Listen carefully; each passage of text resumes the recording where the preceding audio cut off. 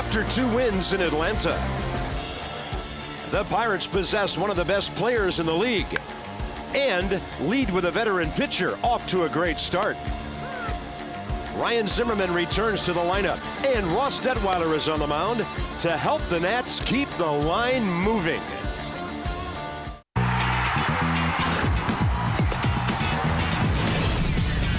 Washington Nationals baseball.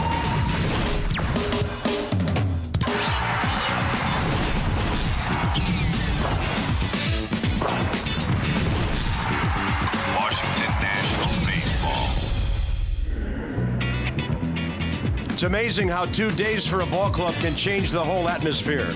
Welcome to PNC Park in Pittsburgh, a place filled with tradition, but also some curly W's. Not that far from D.C. is the Burgh in western Pennsylvania. Nats now 6-7 on the road, and the Pirates have been good at home, 8-4. Bob and FP, welcome to the weekend. Washington at Pittsburgh, and it's so good to have Ryan Zimmerman back in the lineup. And in the odd stat department, he's still one of the the team leaders in RBIs, even though he's been gone for a couple of weeks. Well, you talk about his presence alone. He's ready, call him up. He went down to Potomac, 0 for 3, but as you know with Ryan in spring training, doesn't need a lot of at-bats to get ready, but the 4-hole hitters back. Ryan Zimmerman gives some depth to the lineup. Now Adam LaRoche is batting 5th. Ian Desmond batting 2nd tonight, so just having that guy back around and having his presence is a big deal.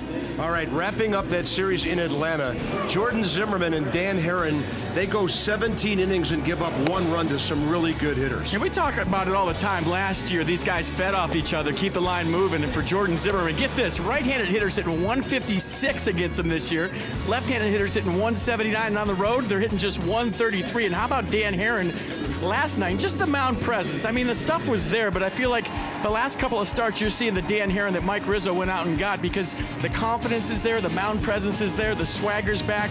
When things go wrong, he just gets back up on the mound and throws the ball, and now it's Ross Detweiler's turn tonight against the Pirates. Yeah, Ross has been so good. Last time, knocked around a bit, but in his first 4 starts, he had gone either 6 or 7 innings every time. Now, when the Nats play the Bucks, we know who's waiting, Andrew McCutchen. He's 25 years of age, off to a slow start at 238, but a 15-game hitting streak against the Nats. Then there's the 20-year-old Bryce Harper. Hasn't seen much at Pittsburgh pitching, but he's punishing everybody else at 323.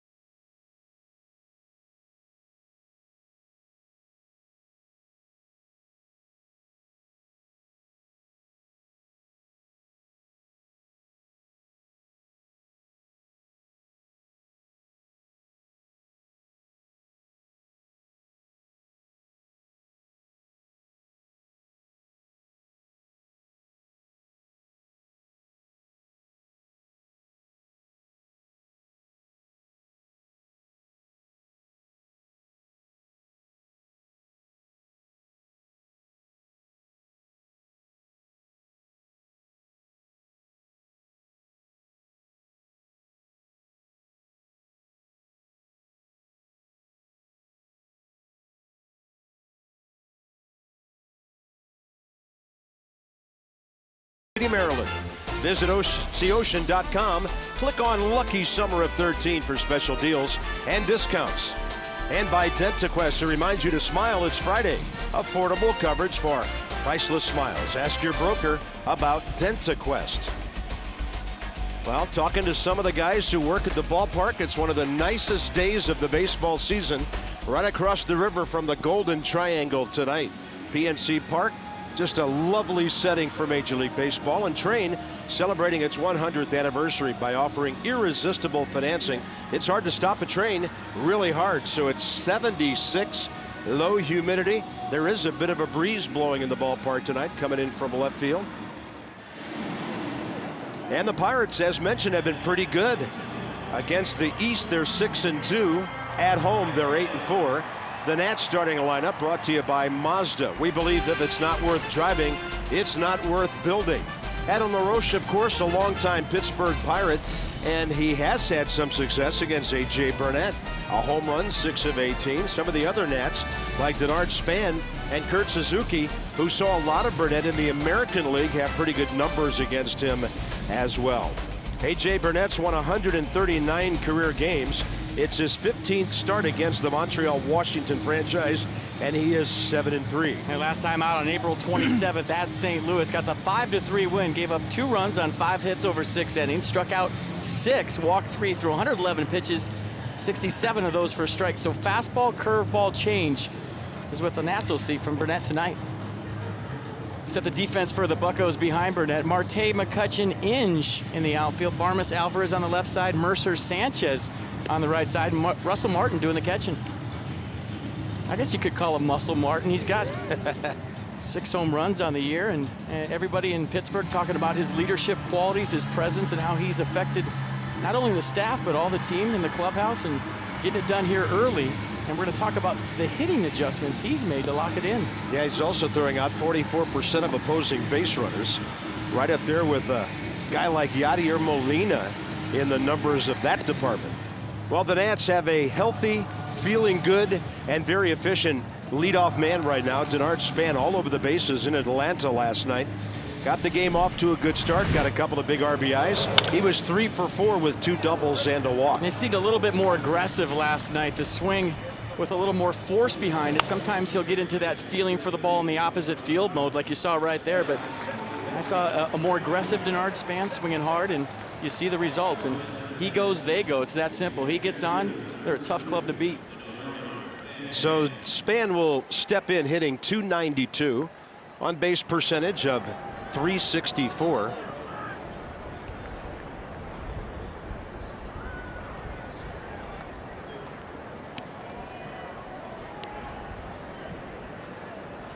...12 walks, 16 strikeouts. Talked about the American League guys who've seen a lot of Burnett, and there's James Hoy, 6th year, behind the plate. And the first pitch of the ball game is right in there. We're underway in Pittsburgh at 7:08. But Span 7 of 21 with a walk against A.J. Burnett, but Burnett has struck him out 8 times.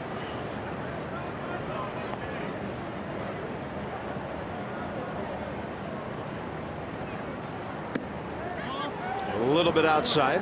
And Burnett, a guy will move that fastball around. He'll start it early in the count away. He'll come in late. At this point in his career, he's learned how to pitch. Early on, he was just a power guy. Throw the ball right by you, but he'll throw that curveball, a big sweeper. He's got different arm angles. He'll change speeds.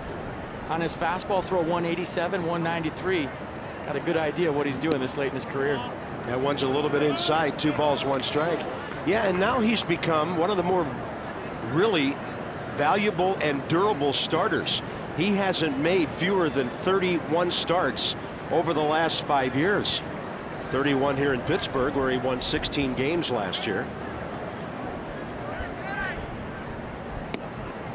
And that one will run to the outside corner. Good heater, and the count's 2-2.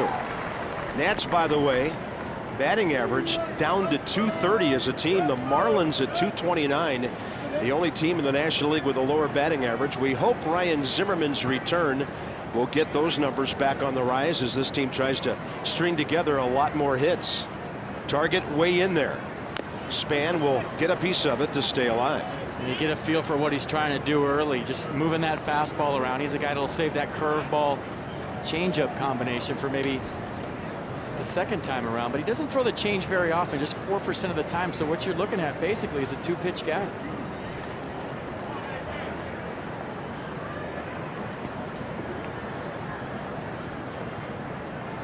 League only hitting .211 against him.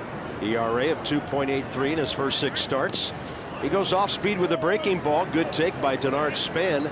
And here he is again, first at bat of a ball game and helping his teammates see everything the opposing pitcher has. What new? 3-2, Denard Span. Every night seems like, right? Let's just put 3-2 on the board when he gets in the box and save everybody some time. Good ballpark for left-handed hitters, but you can't sit there and try to pull everything down the line where it's only 320. A payoff pitch to the first batter of the game, and Span will stay alive again. In fact, he got himself with that one. Yeah, every once in a while, Denard Span will really get around a pitch. You remember last homestand when he fouled a ball over Davy Johnson's head into the third deck, and that was a similar swing right there. Got around that fastball in the inner half and walk that thing off. And the best thing you could do right here as a hitter is take your time. Don't feel like you need to be rushed to get back in that box. Some guys will rush back in there and it starts to rush the at bat. Make sure you're 100% before you jump in there and dig in.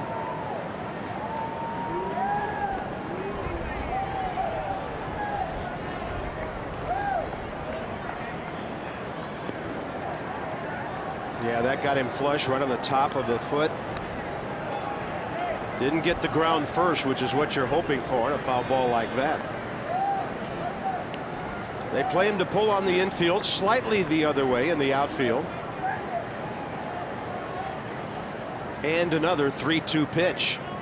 Span will be called out as A.J. Burnett gets 94 to the inside corner. Well, you say he's only a 2-pitch guy, but the way he commands his fastball, a lot like Ross Detweiler, moves it around and just a challenge fastball in the inner half at 94. Little reach back piece right there. Might have locked Denard Span up. Well, next up is Ian Desmond. I mean, wherever Davy Johnson bats him, he just gets hits. Another one last night. Desmond has a 9-game hitting streak. He's 12 for his last 34. And earlier in his career, he would hit first or second on occasion. Well, there's a streak there in, I think, 2011 where he led off all the time. And remember, he swung at the first pitch of the game. And so, well, there's different ways to lead off. You can take pitches and try to get on and hack your way on. I think you see the same thing with Starling Marte, the Pirates leadoff hitter, not your prototypical leadoff guy. He's got some pop and he goes up there hacking. Yeah, he's hit 3 homers. He's walked 7 times. Desmond only 3 times all year.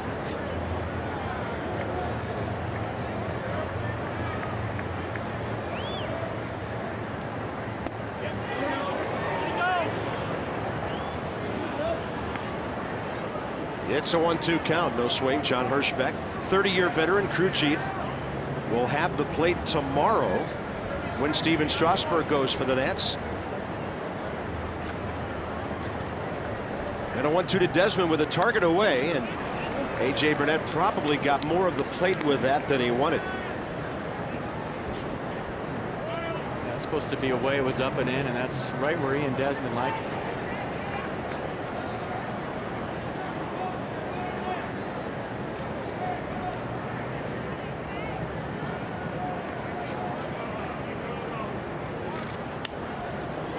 Defensive swing to say the least, as Russell Martin set up and in. That's right where A.J. Burnett gave it to him.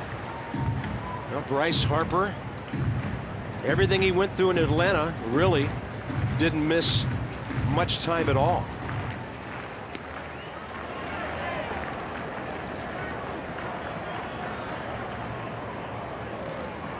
And that'll be outside. Desmond will work a count long now.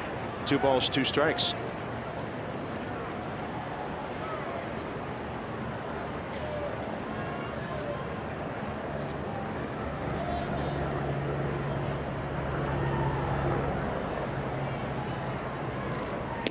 Right down the middle. Running fastball and 2 taken strike 3s by Span and Desmond to start the game. Well, early returns after 2 hitters. If you're facing A.J. Burnett tonight, you got to pick a side of the plate because he'll eat you up if you just look for a pitch. I mean, you got to look in a location and stick with it and not flip-flop your game plan in the middle of an at-bat. If you're going to look in all night. If you're going to look away all night, because he'll drive you nuts with the way he's moving that fastball. to a corner. Bryce Harper 1 for 4 career against Burnett as he steps in, batting .323.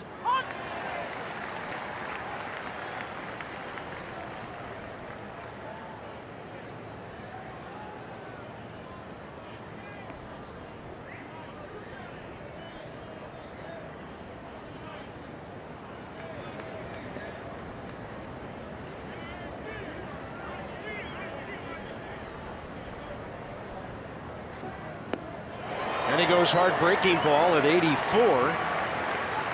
And A.J. Burnett in a position to strike out the side. I threw that fastball in and got him aware of the heater on the inner half and then pulled the string right there at 83 with the curve.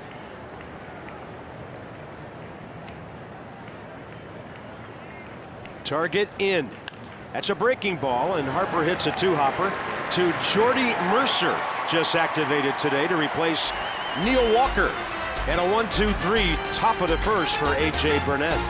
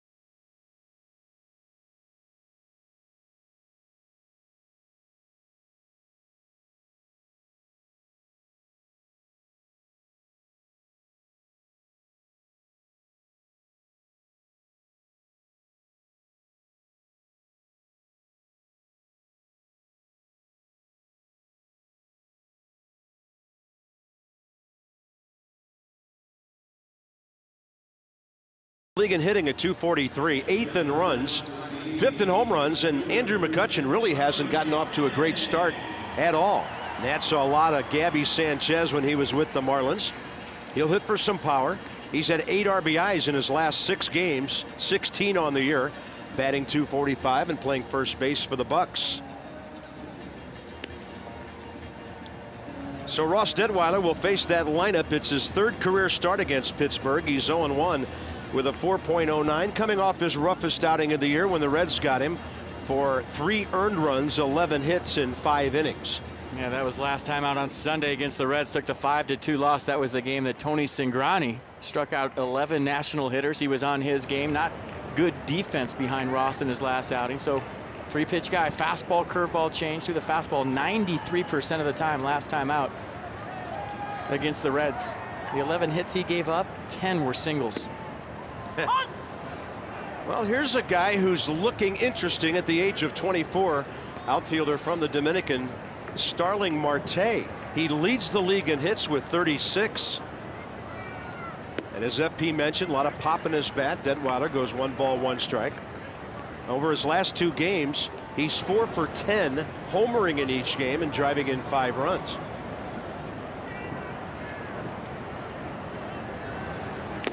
There was a 2-year period, 2011 and 12, when he was rated the number 4 Pittsburgh prospect after they signed him at the age of 18 6 years ago. By the way, his on-base percentage for a leadoff man, .387. And Detweiler takes a little bit off, showing a little off-speed stuff here to the first batter of the game. Well, Marte's a guy that in the past is chased out of the strike zone. And Clint Hurdle talking about this year how he's locked in his strike zone more. He's a guy that when he swings at strikes makes contact as much as anybody in baseball. But the last 2 years the problem was chasing out of the zone. This year not so much. Detweiler goes fastball.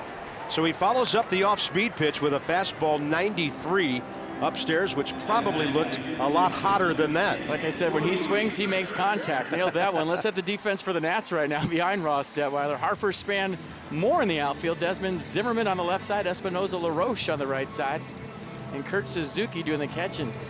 The band is back together on the infield, and Bryce Harper back in left field tonight, and Davey Johnson putting out there because there is a lot of room to cover here at PNC in left field. Oh yeah, you better have a fast left fielder and center fielder in this ballpark. This is 26-year-old Jordy Mercer, recalled by the Pirates today. He had 210 in 42 games here last year, and he got called up because Neil Walker with a cut finger got spiked in St. Louis the other day, and he went on the DL. Mercer was an All-Big 12 3 times at Oklahoma State, and they put him right in the number 2 spot tonight against a pitcher he's never seen before. Your brother got him, Matt Carpenter. Neil Walker on the double play, jumped up in the air, landed on his hand in stitches, and the DL was next. Yep, 2 balls and a strike to Mercer. And a check swing. He was fooled on that 2-2. And if there's one MO we're seeing early in this game tonight, Ross Detweiler is kind of unpredictable on his pitch selection so far. Well, he's commanding the outer half, and that's what he didn't do last time against the Reds. That's his bread and butter, when he can command the outer third to right-handers and turn that little 93-mile-an-hour sinker over and establish that, and you have to dive out there to protect. Then that sets up the fastball in. Last time he didn't have that command. Tonight, so far, so good. 3 balls and 2 strikes. And a ball pretty well hit out to center. Denard Span's going to turn one way and then just relaxing, turning the other way to make that play. Good guy to retire with McCutcheon coming up. It's time for your Lowe's scouting report. Never stop improving. The tough get going. Check it out. Runners on. Ross Detweiler with runners in scoring position, 226 average. Nobody on, 355 left out. The Pirates this year hitting 193 against left-handed starters and 0 for Central. Ross Detweiler 0 for 6 career against the NL Central. Looking to change that here tonight. Andrew McCutcheon. Very uncharacteristic start. He had 327 last year with a 400 on-base percentage and drove in 96 runs. Stole 20 bases as well. And we were talking about this an hour ago. It is probably 2010, the last time he's played a game against the Nationals without a base hit. A 15-game hitting streak, and he's hitting .442 career against our pitching staff. Well, it seems like a guy that never made it out against the Nationals last year. They caught him early in the season when he was locked in. This year, not so much. He's hitting just 193 against left-handers so far this season. All started with that 3-homer game he had here a couple of years ago. And look what he does again. That's not coming back. And all Andrew McCutcheon needs to see is a gray Washington uniform. 1-0 Pirates. So make that a 16-game hitting streak against the Nats. 29 for 57. And by the way, he's now 4 for 4 career against Ross Detweiler, first home run. No, he's always been a great fastball hitter. There's so much power and explosion in his swing. Not a lot to it. Just gets his foot up and down quick and lets it fly. So much bat speed created right there and all over that Ross Detweiler fastball. 1-0 Pirates. Pirates' 30th home run of the year. They're in the top 5 in the league in that department. And Gabby Sanchez, expecting first pitch fastball, goes up hacking. So McCutcheon's 4th of the year, RBI number 17.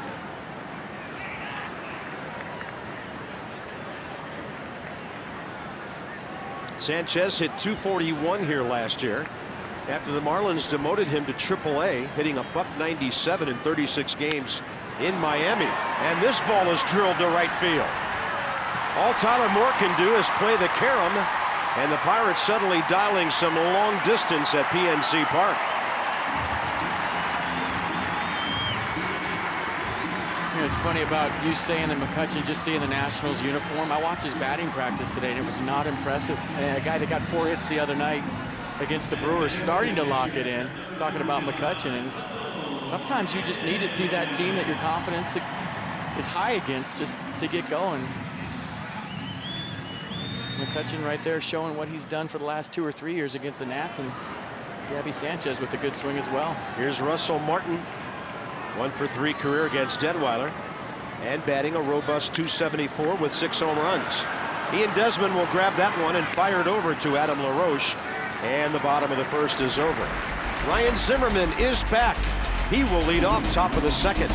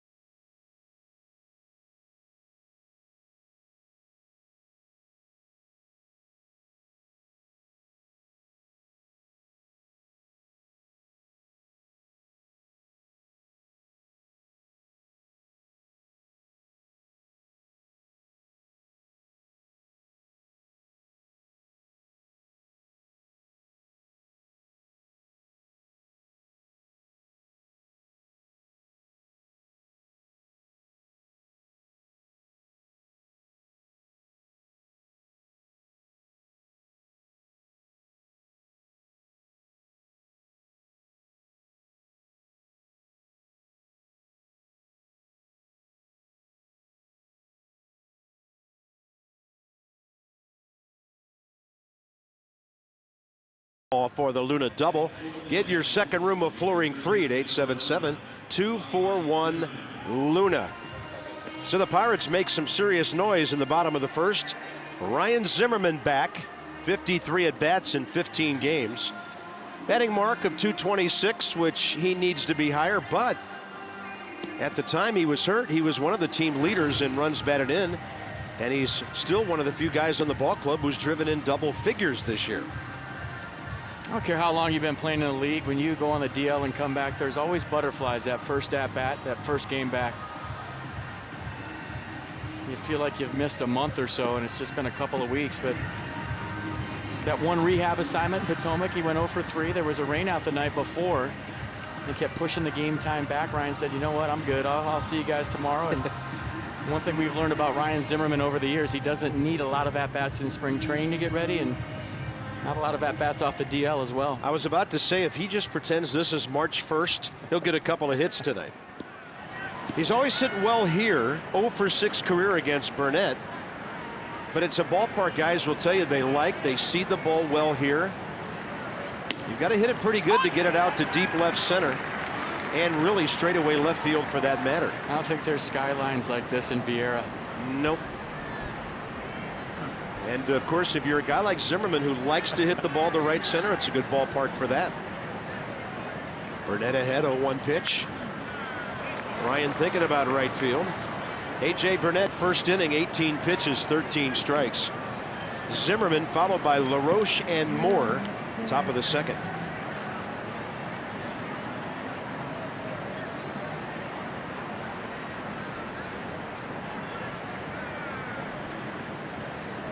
Target way away. Does that mean breaking ball? Or is he going to try to paint? He does. Perfect fastball on the outside corner. 3 out of 4 batters struck out. All 3 looking. All 3 looking at perfect pitches in perfect spots. I always talk about reading swings. We get a little caught up in the radar gun sometimes. 92, 93, occasional 94 from Burnett, but it's playing faster than that so far. Maybe he's a guy that winds up slow and kind of just jumps on you with the fastball, but so far the national hitters have been late on the Burnett fastball. Pitch Track brought to you by Mercedes-Benz. Check them out on the web at mbusa.com. Adam LaRoche will take a fastball right in there. Adam, a Pirate, 07, 08, 09. He had 21, 25, and 12 homers in half the season here before being shipped off to Boston for a couple of games and then on to Atlanta. It's a breaking ball that drops near his front foot. 1 ball, 1 strike. Adam, as we showed you when we noted the Nats lineup, has always hit well against A.J. Burnett. A home run and 6 for 18.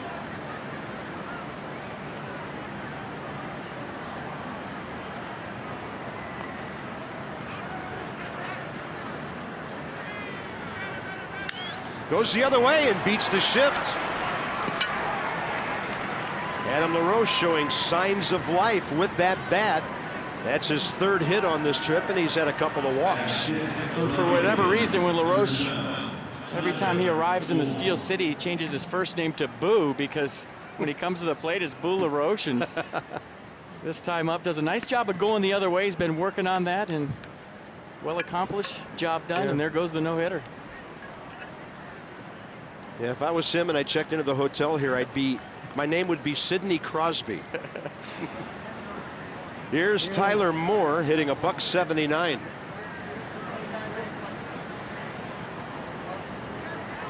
By the way, didn't you just forget something? No, I said it. Okay. Pay attention. Let's go. Okay. My attention was diverted by your red shirt and the electric tie that goes along with it. Thanks for trying to pick me up, but I'm on top of it tonight. All right. I was preparing for the next hitter to hit one off the scoreboard and get the Nats going here. It's a good ballpark for right-handed batters to stay on the ball. But with that in mind, it's an off-speed pitch inside by A.J. Burnett. Yeah, they call that a changeup. I feel like it's more of a BP fastball off his 92. He'll throw it 87, 88, just takes a little off, adds and subtracts. Yeah, we've seen him top out at 94 early. That one just misses. And A.J. Burnett can't believe it. Thought he had strike 2. Hasn't really established anything off speed in the zone. Just doing a nice job of moving the fastball around. If I'm a Nationals hitter, I'm just sitting dead red. Forget about the off speed right now until he shows me he can throw it for a strike. Yeah, Clint Hurdle and Ray Searage took issue with that call.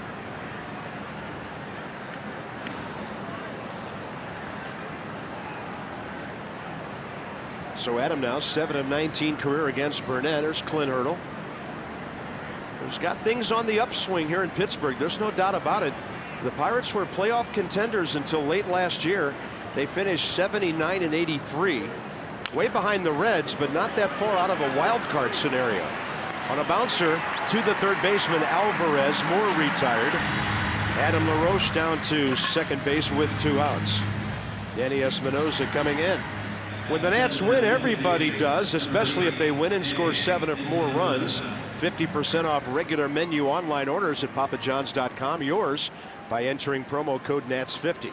That's valid at participating D.C., Maryland, and Northern Virginia Papa John's. Better ingredients, better pizza. Papa John's, official pizza of the Washington Nationals. Great time for Danny Espinosa's first career hit against A.J. Burnett. He's 0 for 3. Davey Johnson talking before the game how he just needs to stay within himself, not try to do too much, and more importantly stay in the strike zone and not expand. As a hitter, when you're scuffling a little bit, sometimes you try to do too much and you go out of the zone. And Davey talking before the game, if Danny can just stay in the strike zone and do his thing, he'll be his guy. Yeah, they get ahead of him and then they take him up the ladder. So if there's a strike here, it could be hacking. Now he's going to take it, and that just misses.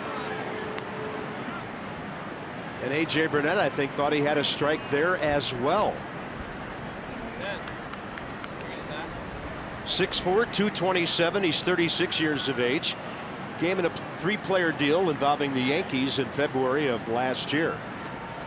They went out and won 16 games here. Inside, 2-1.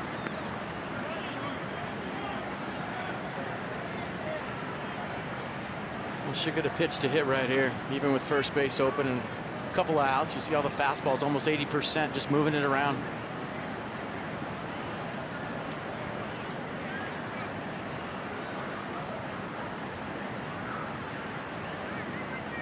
Espinosa, a late offer at that one, and the count's even 2-2. That thing right in on his hands. That just tells me that Danny's not seeing the baseball like he can. You're just scuffling, sometimes you swing with the count, meaning it's 2-1. I'm betting strike right here, and either he didn't pick that up or just decided he was swinging before the pitch and realized it was a ball as his hand started.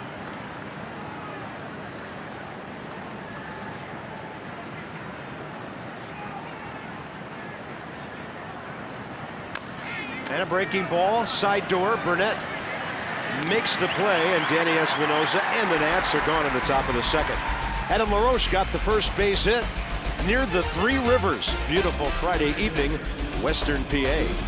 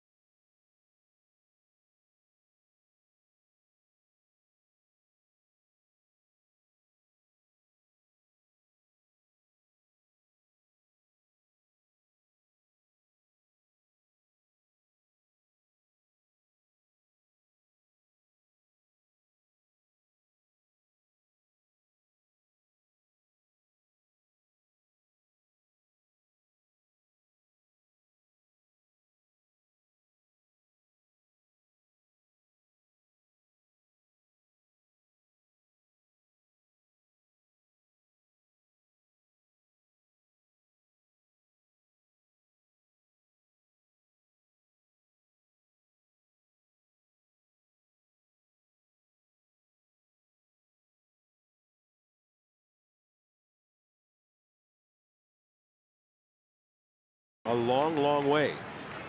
Leading off, longtime Detroit Tiger Brandon Inge, who's swinging the bat pretty well, hitting .321, 9 hits in 9 games. He's back from some injury issues he had earlier in the year. 33 years of age now. He was with the Tigers from '01 until last year. Spent some time in Oakland. And he's had to reinvent himself from a catcher to a third baseman and now playing some outfield. That ball high in the air, right side. Danny Espinosa will drift with it and catch it right behind Adam LaRoche. And that's what the wind is doing. It's pushing everything toward the first base line. Single game tickets are on sale. The guys are coming home next week. Tigers are in Tuesday and Wednesday. Cubs on the weekend. Some of those single game seats available for just $10. Nationals.com/tickets. Come and join us.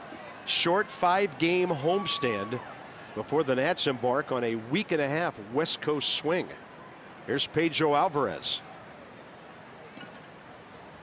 Yeah, weird scheduling, huh? 2 off days, Monday and Thursday next week.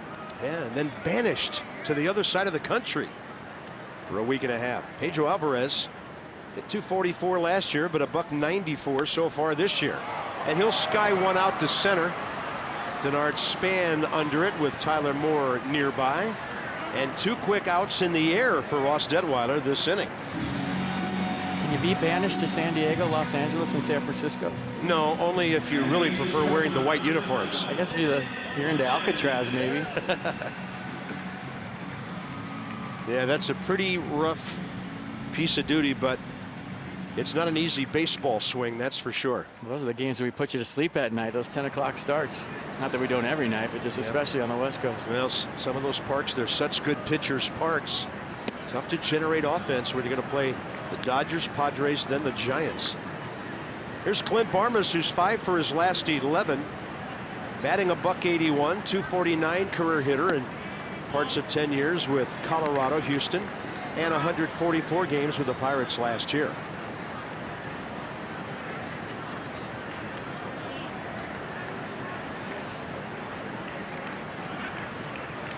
Two-0 pitch. Deadweiler gets a strike. Seemed like Jack Wilson played shortstop here forever. And then since he departed about 3 years ago, they've tried a couple of different guys, and they've settled on this 33-year-old veteran right now.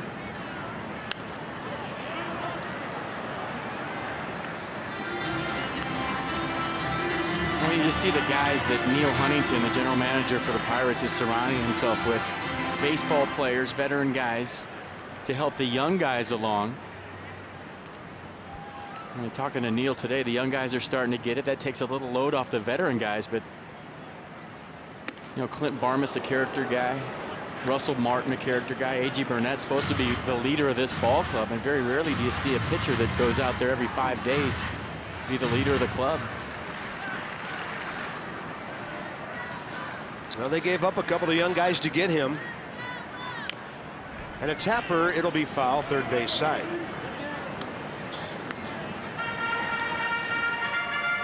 Ross Detwiler would love to get the number 8 man here, have the pitcher lead off.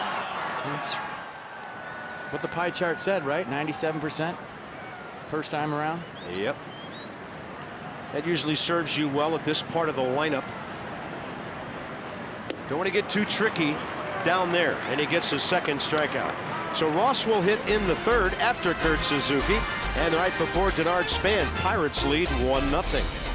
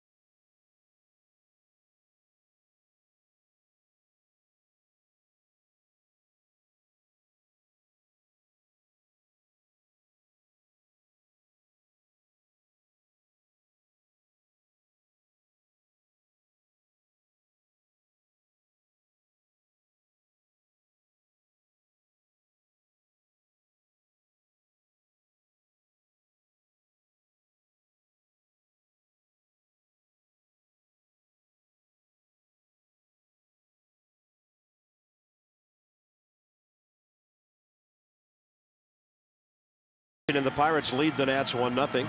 Our sideline report brought to you by AFCEA, the Association for Global Security Professionals. Hello, Julie. Hey guys. Well, two gentlemen who are very familiar with starter A.J. Burnett, that would be Adam LaRoche and Kurt Suzuki, who have both faced him many times. And I asked them what they look for when going up against him, and they both said right away it's all about his breaking ball. Adam had said that he always had a really great command of that fastball, but then he began to develop a really effective, sharp, hard curveball. He said he has a knack for affecting hitters' timing, and Suzuki added that he has a lot of good stuff, but he spots the ball well, and he happens to throw extremely hard. Adam also wanted us to know that once you get past all those tattoos, he's actually a really cool guy, he said, and a really good teammate. Well, he's been around for a long time. Made his debut at the Marlins in '99. They drafted him originally way back in '95. 8th round guy, and at the age of 36, pretty good. So Kurt Suzuki, 6 for 21 career against him, following up on Julie's point about being familiar. Adam LaRoche in his 19th at bat got a base hit earlier, and Denard Span in his 22nd at bat against Burnett struck out to start the game. So 3 Nats have seen a lot of this man, Kurtz hitting 230. And that chopper will go foul. 1 ball, 1 strike. Pirates, by the way, their staff, ERA 3.87, number 9 in the National League. But here's something for you. The recent resurgence of Davey Johnson's pitching staff, 4th best ERA in the entire league now, with Zimmerman and Heron leading the way on this trip, and Detweiler before that 3.57. And they were way up over 5 and then 4 runs a game for a while. Little tapper, left side, Pedro Alvarez, and safe at first. Took Alvarez just an extra second to get it out of his glove, and a good running catcher beats it out. Well, a good running catcher that's hustling down the line. And you see the double pump right here, a little traveling on Alvarez. That allows Kurt Suzuki to sneak in there, and we'll see how they score it. I think they're going to call that an infield single. They should. Kurt Suzuki with a knock his first time up, and they might have caught a break. Yeah, and when I saw that first replay, I thought they got him. They do give him a hit. Ross Detweiler has 7 career sacrifice bunts. One of those this year. He'll lay off that pitch, which misses.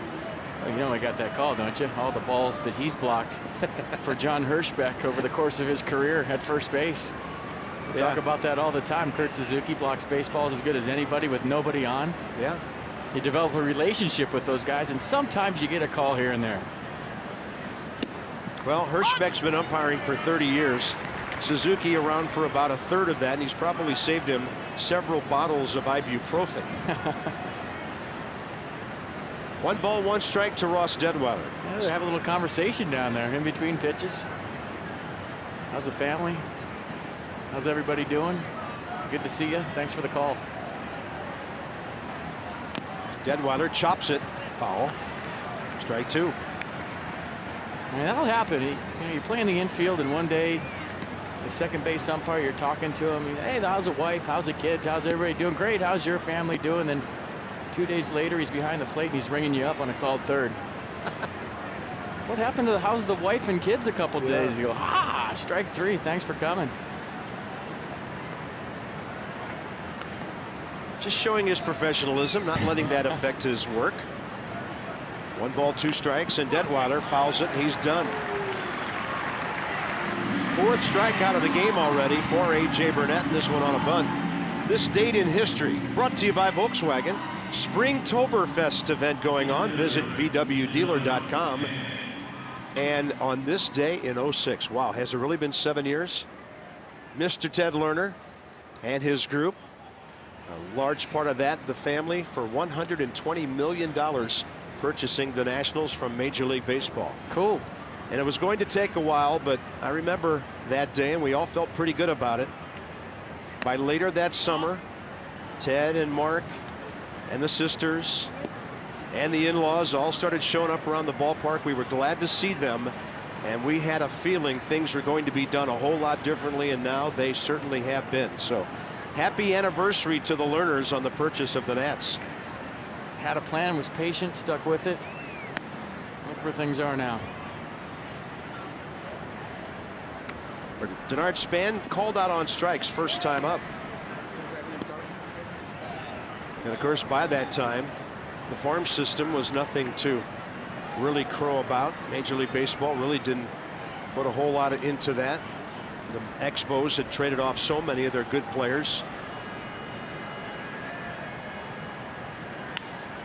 And Span will pop this one up to the left side. Pedro Alvarez for the second out. That'll leave it up to Ian Desmond with 2 outs. So to my point about A.J. Burnett's fastball right now jumping on hitters, Denard Span, we showed last night how he was swinging more aggressively. This is a 2-0 count right here. He's sitting dead red and just a little late on that Burnett fastball. And read and swing so far. Obviously, everybody having a tough time getting the barrel out. Yeah. On the sneaky fastball from Burnett. And you saw how early Denard got his foot down. He was pretty much in no stride mode to make contact there. Couldn't do anything with it. First pitch breaking ball to Ian Desmond. And of course the Pirates know that Desmond's an extra base hit machine. They didn't want him hitting a double or a triple in this ballpark on a first pitch fastball there.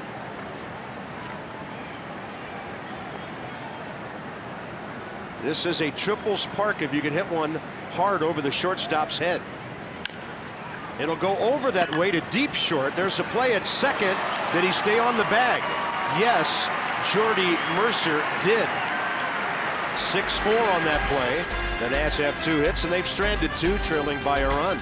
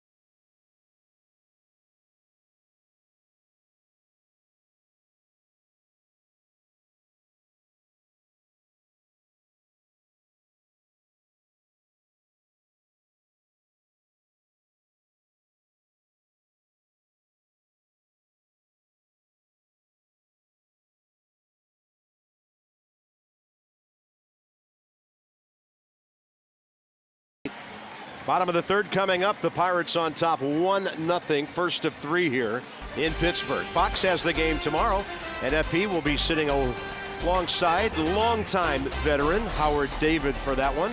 That'll be Steven Strasburg and left-hander Jeff Locke, who's 3-1. Gio and Wandy, Gonzalez and Rodriguez on Sunday. Day off Monday. Tigers for 2. Day off Thursday. And then we're not too far out of sync. The Cubs for game 1 on Friday. What's up with all these days off? Yeah, cheating on you tomorrow. Man. A.J. Burnett.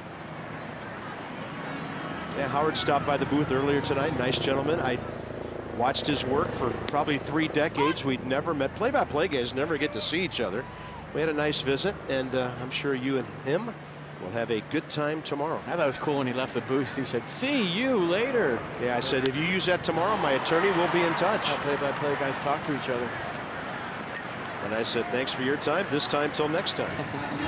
1 out, bottom of the third, as A.J. Burnett hit one to Danny Espinosa. Top of the order for Starling Marte.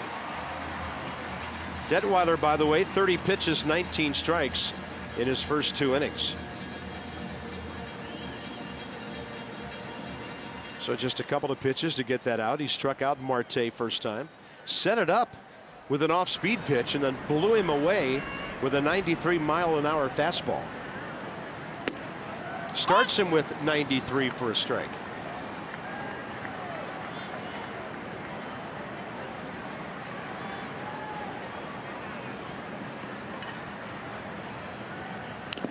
There's a breaking ball. Curveball at 78, foul tipped. Marte, just 24 years of age, 167 at-bats in the big leagues prior to this year. He was a .303 hitter in 6 minor league seasons, and he averaged over 20 stolen bases a year. Another breaking ball. You know who's going to cruise to that one. Denard Span about 20 feet or so to his right. 2 quick outs here. Next up, Jordy Mercer. Those Natitude Flex packs are still out there. I'm going to be telling you about that this week and hoping you show up at the ballpark next week. Pick 4 games, get a 5th game free. You can check it out, nationals.com/flex. So flex that Natitude. Come and join us at the ballpark 5 times, and one of them's on us. First pitch fastball, Mercer, flied to center. This guy was a pretty good position player in college, and he was also a Division I closer who had 17 saves at Oklahoma State. Called up today, Neil Walker, as mentioned earlier, on the DL. They also made a change in their bullpen, dropping Jared Hughes and bringing veteran Jose Contreras to their pen.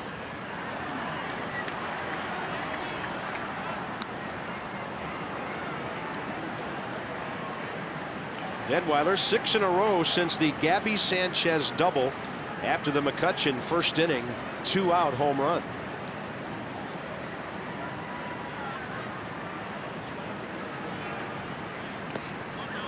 Ross mixing things up. Another breaking ball. Their pen's been good. Jason Grilly's been their closer this year. He was just named Delivery Man of the Month for April. 10 saves in the month. He's got a 0.82 ERA. He's 10 for 10. Yeah, then he got another one in May already. Fastball up. Ross Detweiler mixing things up. He's on right now, and here comes Bryce. Bounced out to second base, first time up. He's your leadoff guy coming right in.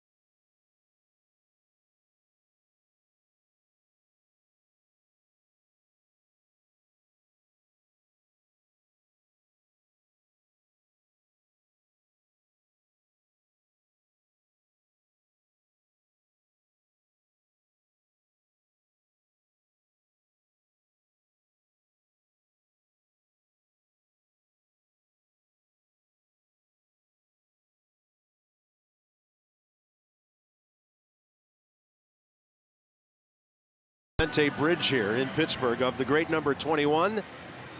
Unbelievable career, 3,000 hits, a career batting average of .317, 240 home runs, over 1,300 RBIs, 15 All-Star games, you name it, he did it, FP. And this guy, before the phrase was coined, was indeed a five-tool player. Yeah, 12 Gold Gloves to add to that. Led the National League in batting average 4 times. And a 3,000th hit would be his last. Taken away from us way too early on December 31st of '72, aiding earthquake victims in Nicaragua. His plane went down.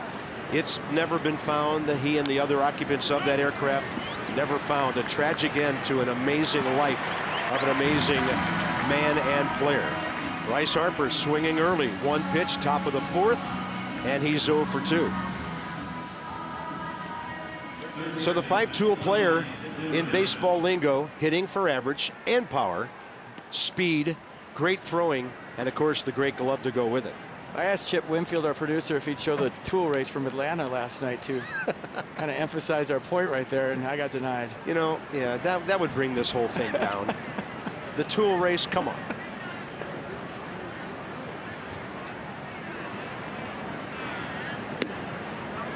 A.J. Burnett comes up and paints fastballs on Ryan Zimmerman. Got him 0-2, put one right on the outside edge first time. Pretty good one there to start him off.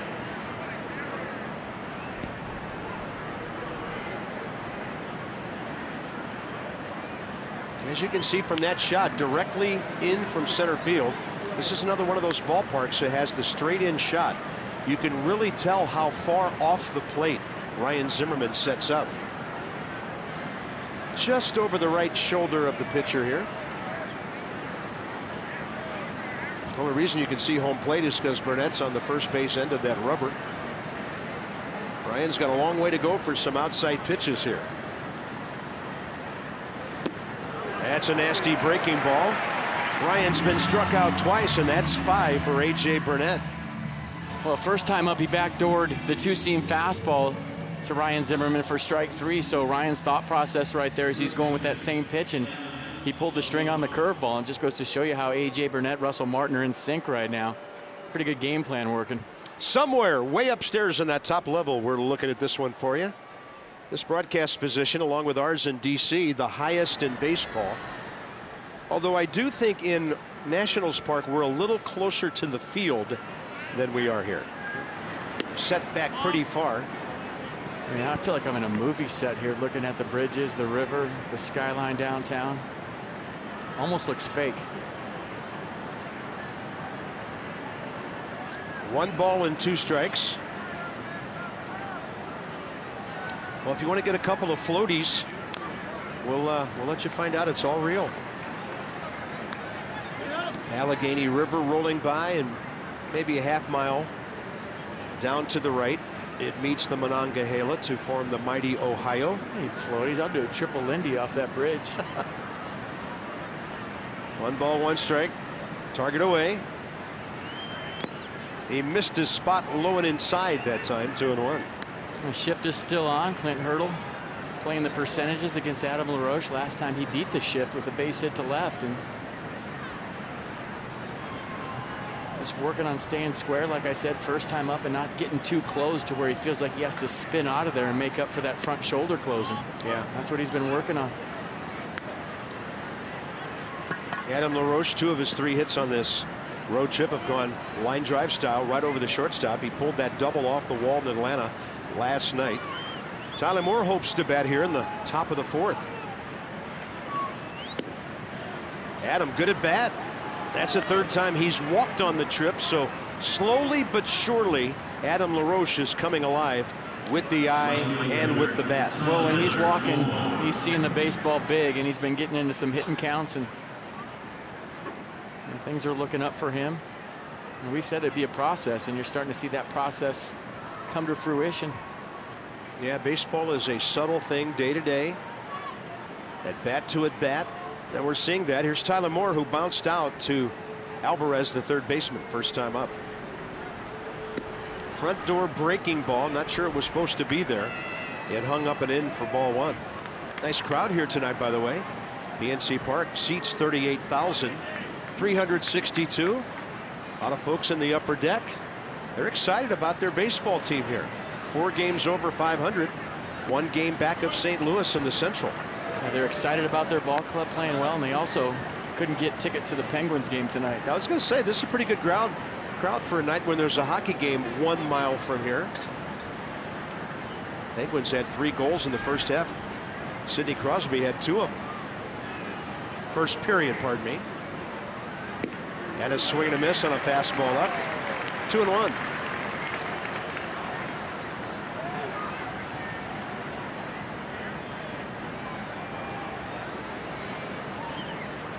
You face guys like Burnett throughout your career. They're guys that lull you to sleep with their slow motion and then come at you hard with the fastball.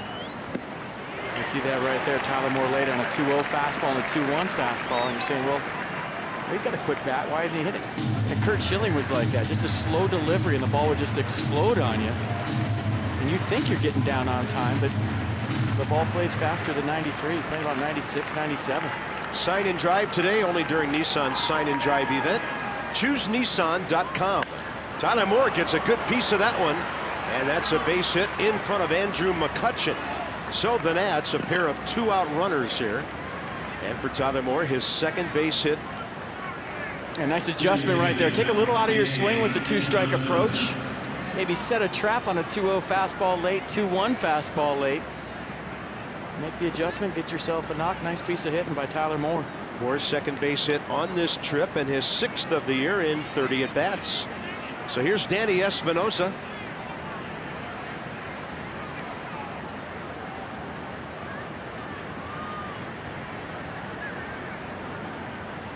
Bouncer back to the pitcher. First time up, 0 for 4 career against Burnett. When Danny got called up a few years ago, this is one of the ballparks where he did some serious damage. I saw Burnett right there. He big time wanted that pitch, both hands up in the air. Asking James Hoy where that was. Now James Hoy having a conversation with Clint Hurdle. They wanted that pitch. Danny Hit his first major league homer in this park against Zach Duke. And it was batting right-handed. He hit it in the seats in right field a couple of years ago. 1-0 pitch, right field, base hit. Here comes LaRoche around third. Brandon Inge launches it up the line, and out at third base is Tyler Moore. Not a bad play by Tyler Moore right there. When you're thinking about how hard that ball was hit, there's going to be a play at the plate. Obviously the throw up the line for Inge, but he was trying to draw a throw right there to tie the ball game up. Big knock right there for Danny Espinosa.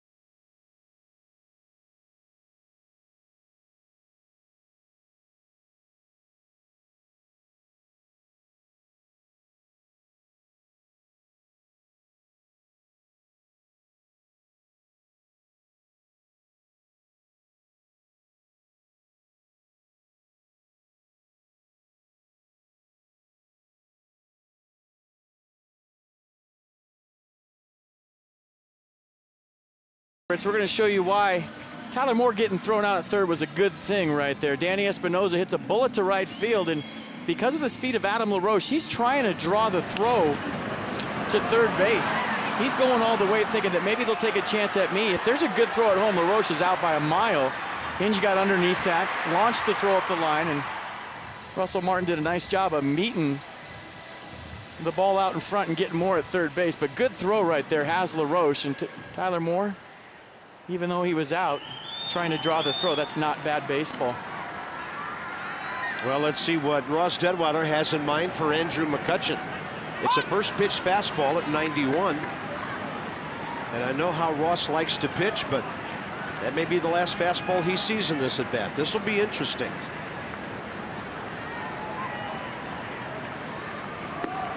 He goes curveball low, 1 ball, 1 strike.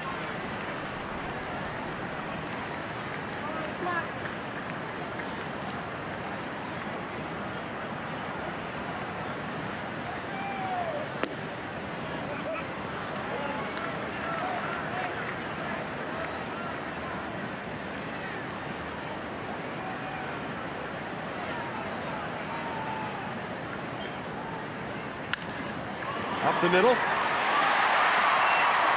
Fastball over the heart of the plate. And Andrew McCutchen pretty soon is going to be hitting .500 career against the Nationals.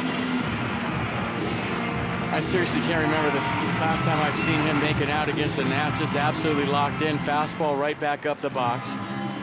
And a guy that you have to pitch to regardless of who's hitting behind him, for the fact that he has 104 career stolen bases. He's only been caught 38 times. So he's not your typical number 3 hitter that, you know, a guy that slugs, you can pitch around him, and if he gets on first, he clogs up the bases. You walk him unintentionally, intentionally, pitch around him to get to Sanchez because you want to avoid him. He's going to hurt you on the bases. Gabby Sanchez, base hit, a double off the wall in right center first time. That was with 2 outs in the first. And your point on McCutchen, 6 out of 7 stealing this year. That's Luis Silverio, the first base coach, visiting with him. Such a good player. Yeah, how's this guy hitting .238? At least he was coming in. Here comes Span, and he grabs it. An absolute laser beam off the bat of Gabby Sanchez. Spanning. I'll tell you, when that ball left the bat, you didn't think it had any chance to be caught. Well, that's the hardest play. I talk about it all the time for a center fielder. That line drive low and hard right between your eyes. You see it move a little bit toward the left center field gap. Might have been knuckling. First step quickness, anticipating the baseball. Ross Detweiler saying nice play, and I got you, Danny Espinosa, on a double play. Martin hit the ball, 6-3 first time up. Russell takes a strike.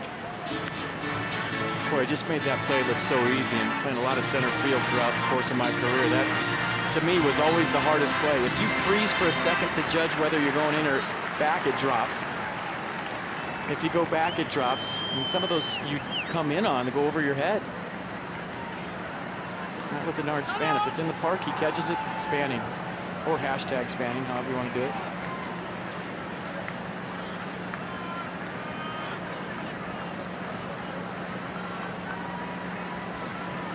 The good ones make the hard plays look routine. The bad ones make the routine plays look hard. Fastball just missing. 1 ball, 1 strike.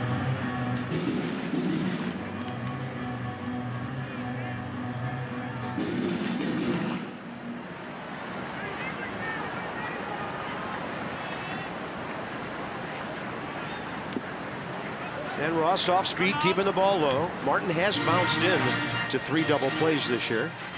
The Nats and the Pirates lead the league in the department of turning double plays, 31 for each defense.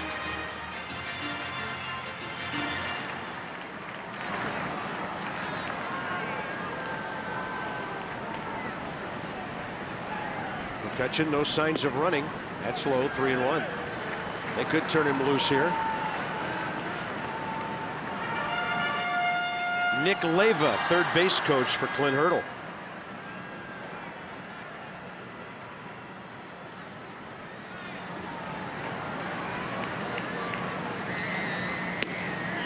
Walked him. 2 on, 1 out. Detweiler, first walk of the game. Let's go inside the numbers with STG Inc. So the Nats pitching on the road. Started off really rough in Cincinnati, got a little better in Miami and New York, and has been really good lately, especially in Atlanta the last 2 nights. That top one doesn't count. It's a Great American Small Park. Brandon Inge, the hitter. Talking to the Pirates, they just got back from Milwaukee, experienced the same thing. The Brewers have historically owned the Pirates in that ballpark, and talking to some of the coaches on the Pirates staff today, and they were saying every time a fly ball went up, they just get the yips because they thought it was going on the ballpark. I said, well, the same thing when the Nationals were in Cincinnati. Brandon Inge popped up to Espinosa first time. This is a little guy who at times in his career generated lots of power. 5'11". He's under 190 pounds. He'd hit, as a rule, in Detroit, 13, 16. 1 year in 06, 27 home runs. Had a pretty good 4 or 5 year run with the Tigers. His lunch pail guy comes to work every single day. Guy that keeps all of his teammates loose in the clubhouse, has a good time playing baseball, but when he gets between the line, plays the game the right way. Hit 11 home runs in Oakland last year in 74 games, helping them make that crazy second half run they did after the Tigers let him go. 1 ball, 2 strikes. Off-speed pitch, stays way outside. Changeup, we haven't seen too many of those from Ross Detweiler this year. And pretty much fastball curve. 84% heat, 16% off speed, mostly curveballs, and I think that was the first change.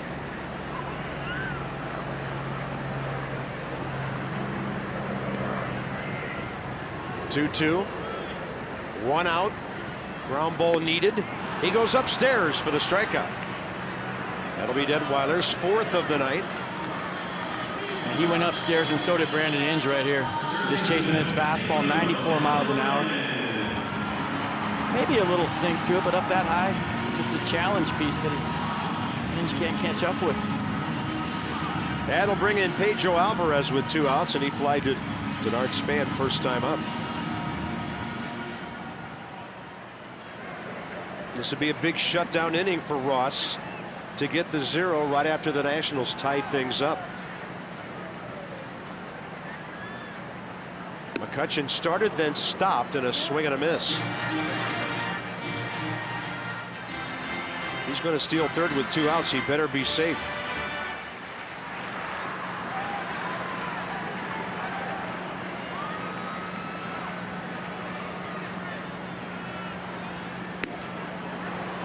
Going to the gas pedal right now to try to close out this 4th inning. You're seeing very similar fastballs between both pitchers tonight. Late life, a lot of hop at the end, very deceptive 93s on both sides. See you. Wow. He strikes out Inge on high gas, goes 1-2-3 with fastballs on Alvarez. Pirates have stranded 3, and it's a 1-1 game into the 5th inning.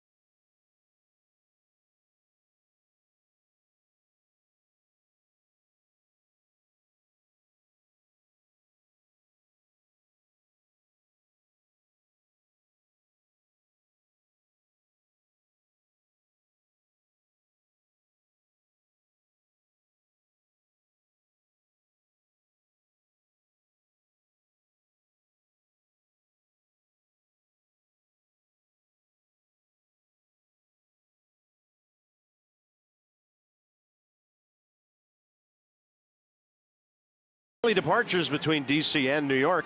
Book now at Amtrak.com. Yeah, he's done it again. McCutchen, a home run, 1st inning. Adam LaRoche, though, got on base, and he's walked and scored the Nats' only run after a single in the 2nd. Ross Detweiler, 59 pitches, 37 strikes now, through 4 pretty solid innings with 5 Ks. How about a little 2-out rally for you? Walk to LaRoche. A nice piece of hitting by Tyler Moore with 2 strikes. Dumps it in front of Andrew McCutchen. Then Danny Espinoza with a big 2-out knock to right to get the Nats on the board and tie this game at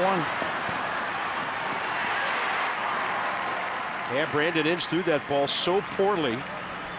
It gave Russell Martin about 10 feet up the line toward third. And, of course, Inge gets an assist for that with the catcher.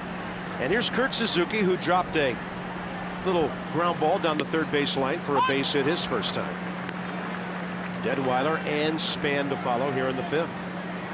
Nats about hit the Pirates 4-3 in a 1-1 game. Some of the only times hitting 8th when you feel like a normal hitter leading off an inning. You don't have to worry about, oh, the pitcher's hitting behind me, because you know they're going to come right after you. By the way, at Atlanta, bottom of the 3rd, Mets 3, Braves nothing.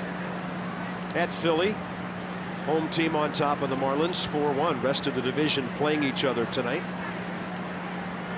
The Nats are only 2.5 games behind the Braves, and they're 2 up on the Phillies. What a difference 2 days makes, huh? After all the gloom and doom, and hey, admittedly, we were feeling some of it too. The Nats have 2 fewer wins than the Braves. It's like you win 2 days in a row, and it's a total change in atmosphere. It's amazing. I have a theory on all that, and I'll get to it after this pitch. You should win 2 in a row whenever you can. Oh. So we'll back up Brandon Inge to the warning track. That breeze blowing straight in from center field now. That ball kind of kept drifting away from the right fielder. Well, it's pretty simple. Last year, the Nats got out of the gate quick, and I don't think they were playing their best ball in September. They kind of wobbled down the stretch to the NL East championship and kind of took that same sort of game into the playoffs against the Cardinals. And they played well early, and they didn't play so good, I feel like, in September. Not their best baseball, and you want to do it the opposite. You want to be playing your best ball in September in meaningful games, and maybe that's the way this season lines up, but it's one day at a time. Enjoy the journey. Don't worry about September now or October. It's in there to Ross Detweiler, who struck out trying to bunt Suzuki to second base back in the third after Kurt led off with that base hit.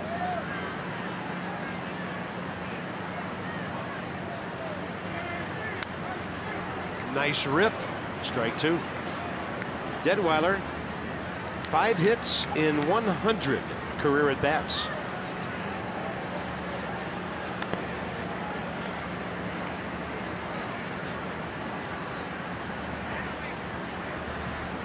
And a breaking ball locks him up. That's number 6 for Burnett. Slots, tables, and dining, the ultimate triple play. Hollywood Casino Charlestown races with our singles leaders in the National League. Michael Young of the Phillies not driving the ball like he did in Texas, but he sure helped their offense. And then Starling Marte, the leadoff man for the Pirates. I saw something yesterday where Denard Span was leading baseball with base hits up the middle with 14.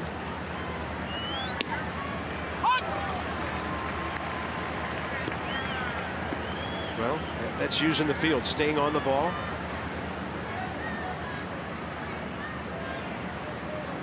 Isn't that like the indication of the best timed swing when it goes right back from where it came? Use the middle of the field. No balls and 2 strikes.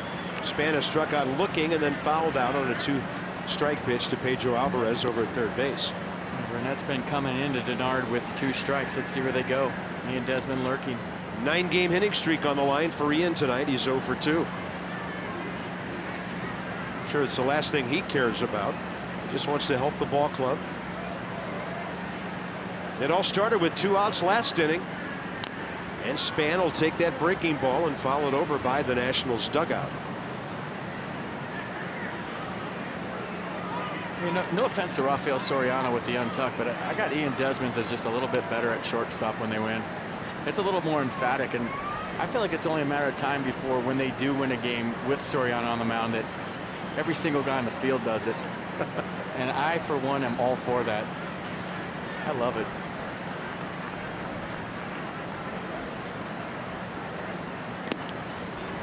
Well, when you look at championship seasons different teams have had, there's always a little quirk or something that team comes up with during the season. Soriano's been doing it for a while, but I just like the fact that Ian Desmond's following suit behind him.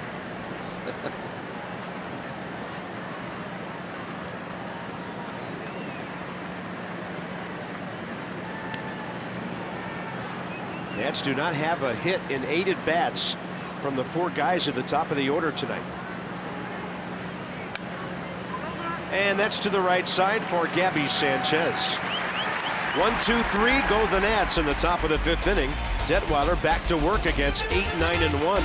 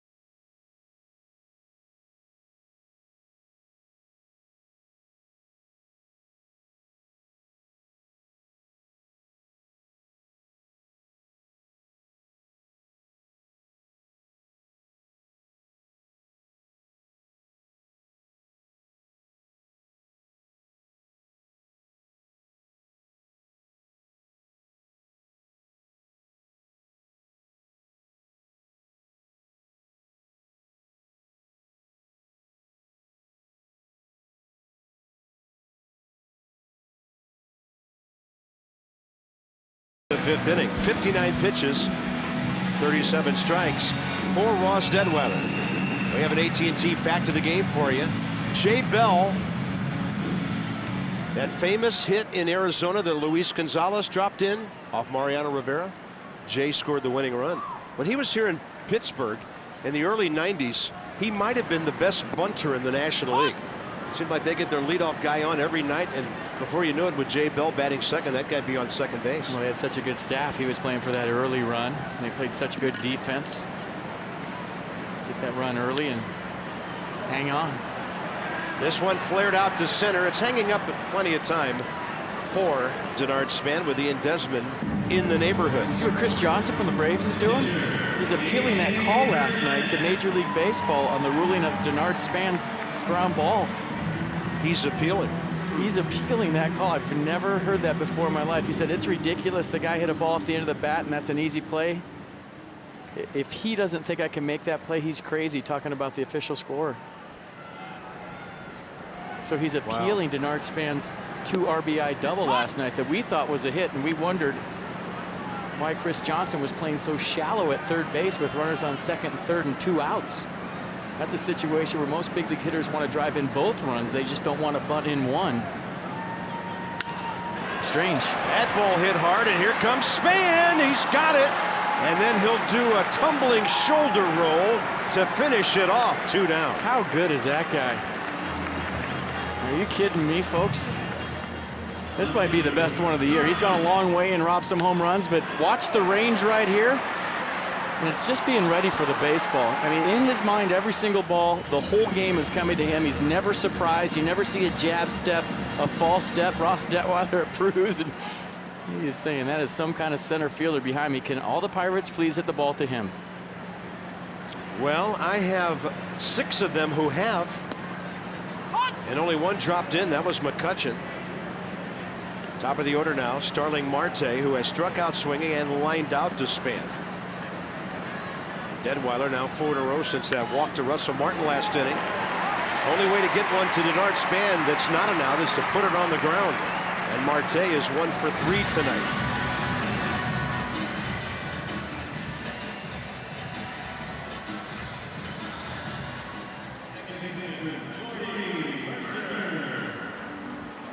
That'll bring in Jordy Mercer.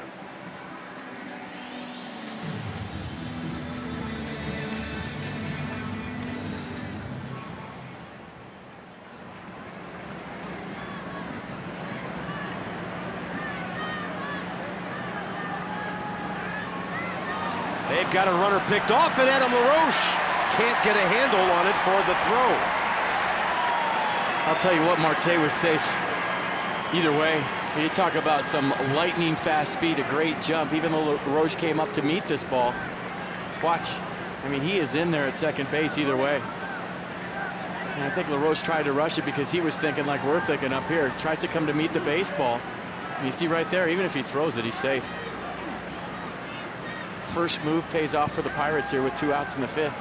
That's their 17th steal of the year. They're in the top 5 in the league in home runs and stolen bases. Mercer, fly ball to center, and a swinging strikeout.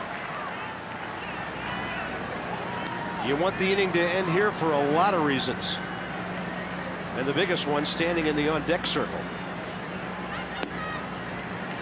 Ball 2.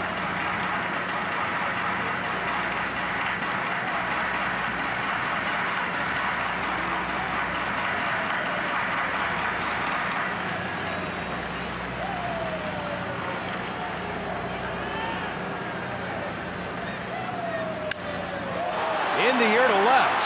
Harper going back, and it is gone.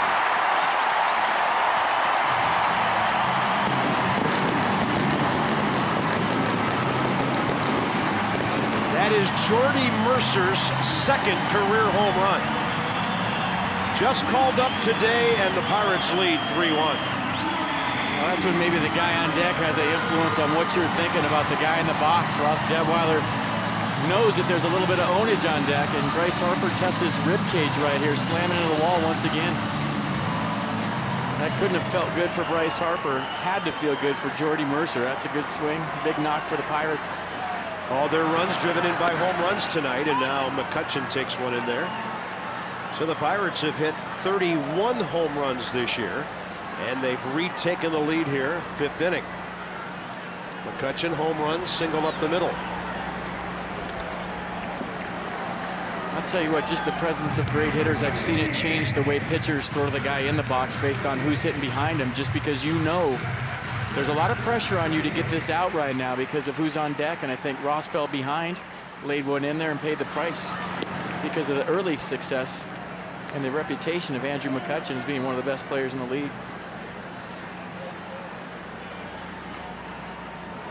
59 pitches going into this inning. And McCutchen left side, he's 3 for 3.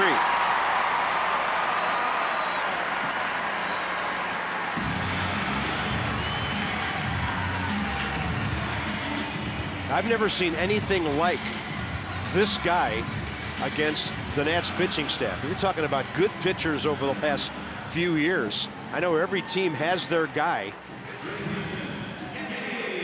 Unreal. Well, very rarely, I think the Nationals were done with the Pirates early in the season last year, maybe April, early May. And that's the last time they faced him. And very rarely do you play a guy and all the way in September still tell everybody you think he's the best player in the league. And I said that all year about Andrew McCutchen last year based on what the 5 or 6 games the Nationals played against him last year.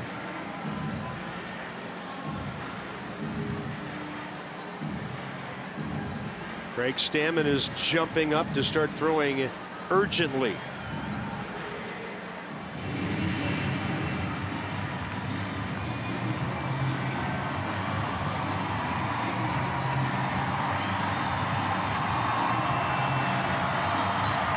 Well, you got to hit it a ton, too, to get it out of here in left field. We've seen some bombs hit today. Yeah, straightaway left field's like almost 380. This is 383 right there. And you usually see the home runs in PNC to right center. The wind's blowing in, too, from left. So a couple of balls touched here tonight by the Pirates. Gabby Sanchez double off the right center field wall. And he hit that 1-iron straight out to Denard Span last time up. So he has made 2 serious pieces of contact against Ross Detwiler. Pirates have now out-hit the Nats 6-4.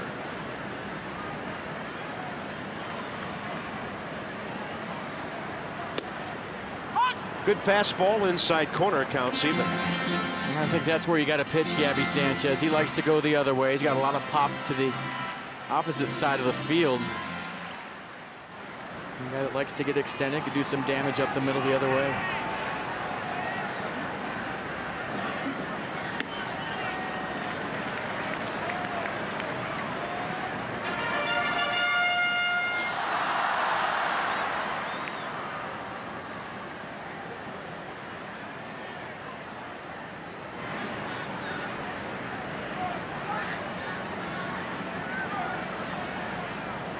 And McCutchen's had a hard time getting a read on Ross Detwiler today. Boy, that play with Marte stealing second base with 2 outs. Huge right now.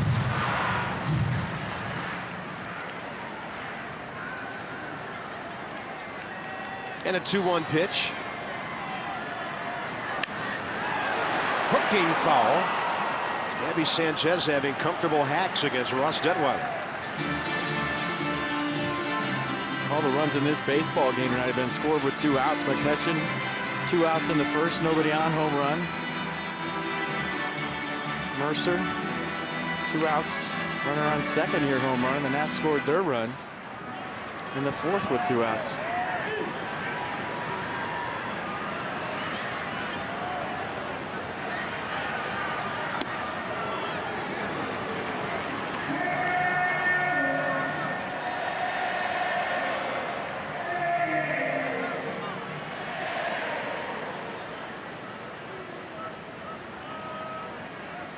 McCutchen on the move now.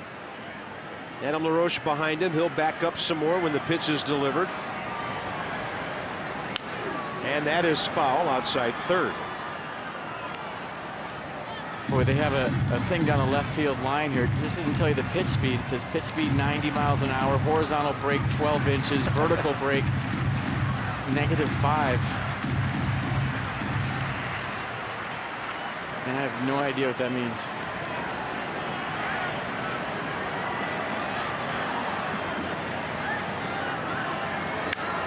This one popped up out into center where Denard Span has a read on it. Horizontal break 12 inches, vertical break -4 right there on that fly ball to end the inning. And it fell 50 feet into Denard's glove.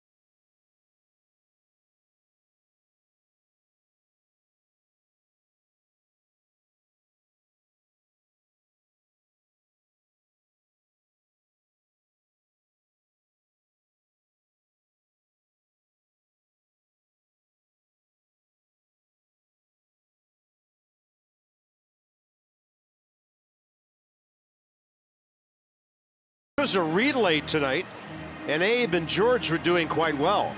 Then they handed off to Bill and Tom. And look at William Howard Taft until the parrot offers him an extra large pizza. Well, the pierogies are lucky that he didn't eat one of them.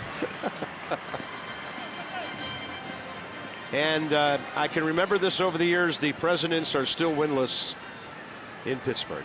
How do you beat a pierogi in Pittsburgh? You think the Presidents ran here from D.C.?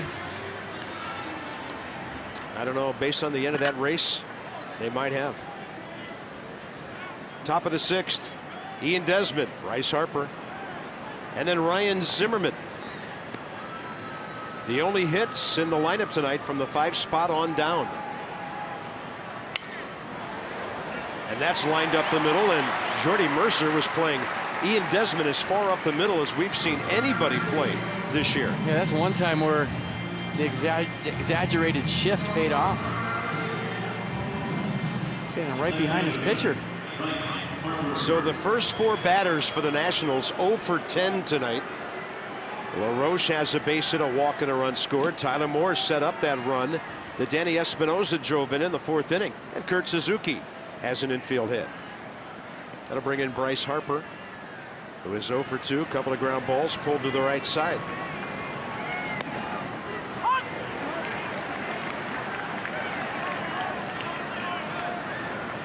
Bryce looking to snap an 0 for 14. Yeah, how about that? Well, it can't be too comfortable to swing right now.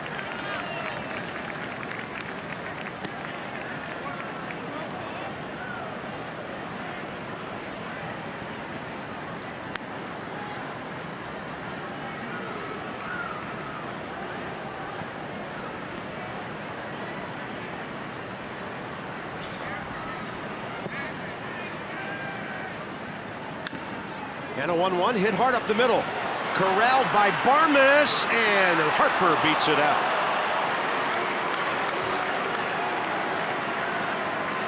A pretty good effort by Barmes right there. I thought that ball was ticketed for center field. He was playing Bryce Harper up the middle, shading him a lot like Mercer was to Ian Desmond, only the other way around. Bryce Harper with a nice swing on the curveball from Burnett. Barmes still made this close after bobbling it. Gabby Sanchez trying to sell the call, and let's see how Bryce runs down to first. Smelling the hit, gets a hit. breaks the offer. Yep, and 1 on 1 out now. Ryan Zimmerman. Burnett's been using the outside part of the plate. That's what they're going to set up here, and he misses outside.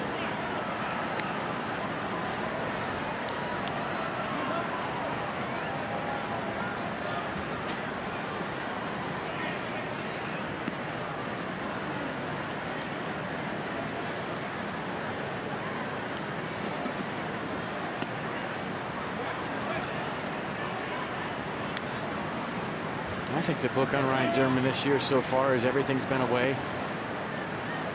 I haven't really seen anything on the inner half to pull. I've been staying outside with fastballs and sliders that start on the outer half and tease the plate away. Going out there again.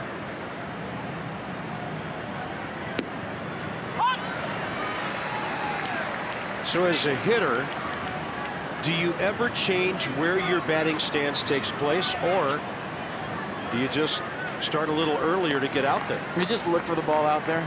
If you change where you're standing in the box, everybody notices there's so many cameras and so many eyes on you in the box. You do that, they'll try to bust you back in. You just look for it out there, and you let the ball travel and try to keep your front side closed as long as you can. Harper back in. And maybe just disregard the inner half of the plate, but it's so hard, and obviously I wouldn't know for a power hitter to disregard the inner half because they're thinking about putting one in the seats to the pull side a lot. And they feel like as soon as you do that, you're going to see something middle in.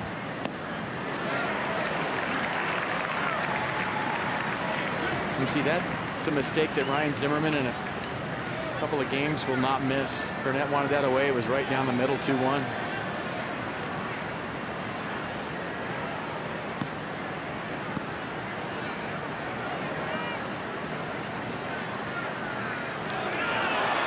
Got him. Bryce Harper picked off for the second out when the Nats are down by 2. And I don't think he was going anywhere right there. I think Burnett just caught him getting into his initial lead. There was no real lean by Harper, just a good throw right on the money. Let's see if they got him. Sanchez with a quick tag. Bang, bang at first. Yeah, that was pretty close. And a 2-2 to Ryan Zimmerman. Hits it hard the other way, out of play. There's no place to go down by 2 in the 6th inning with your 4-hole hitter up, so I don't think Bryce Harper was going right there. Burnett just with a quick snap throw to first got him.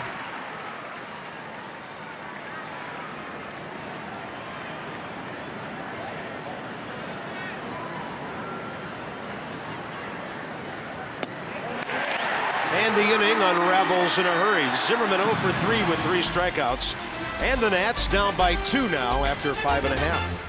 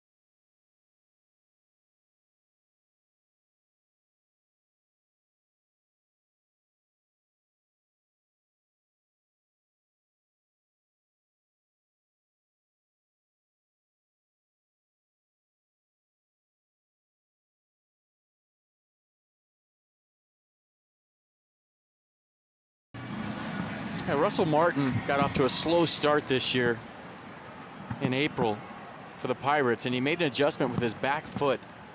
And he's kind of pointing it back toward Kurt Suzuki. You see the angle his back toe is at right there? That's keeping his front side actually closed a little bit longer. If that foot is not like that, he has a tendency to kind of spin out of there quick. His front hips open up too fast, and the reason he's had all the power the other way is because he saw Miguel Cabrera from the Tigers in spring training do that with his back foot. And it keeps his front side closed. It keeps his bat in the strike zone a little bit longer and allows him to let the ball travel and hit with tremendous power the other way. He hit some home runs to right field this year like a left-handed pull hitter. Funny, when you're catching back there, you notice other hitters a lot, and he saw Miguel Cabrera in spring training this year and kind of copied what he's doing with his backside. Yeah, he was ripping on 3-0 there, fouled it off to the left side. Martin has grounded out and walked. Somewhere where we can't see, there are fireworks going off. There is. Because skies have been absolutely clear. They are running a big marathon in downtown Pittsburgh on Sunday morning. It looks like over by the Golden Triangle, a serious display is going on. So about the last thing a pitcher needs to hear at this stage of a game, and Ross Detwiler will walk his second guy as Thunder Boomers are close. It'll be Brandon Inge coming up now, and the Pirates box score will show you the home runs making a big difference tonight. McCutcheon solo, 2 outs in the first, and then it all started with 2 outs in the fifth when Marte singled, stole second after Detwiler picked him off, and then Mercer homered. Now Ross, after walking Martin here in the sixth, is done for the night after 5 innings plus 1 hitter. This call to the bullpen packaged by the UPS store. We love logistics. Craig Stammen.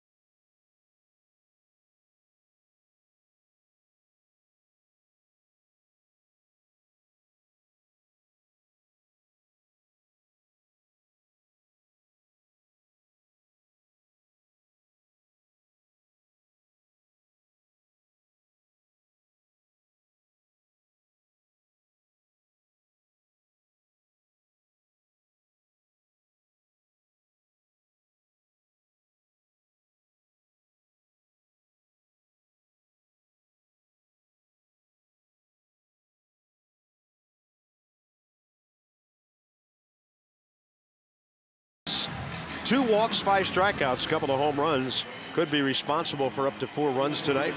PNC Bank were in their hometown for the Achiever in You. So let's check in on J.C. Romero, who came close to making the club out of spring training. Look at the ERA in 10 games and a 7-1 strikeout to walk ratio, and the league only hitting .214. Veteran guy, good situational lefty. Here's Craig Stammen against Brandon Inge. Right in there. They're going to actually bat Travis Snyder for Inge now and swap outfielders, getting the left-handed swinger in there.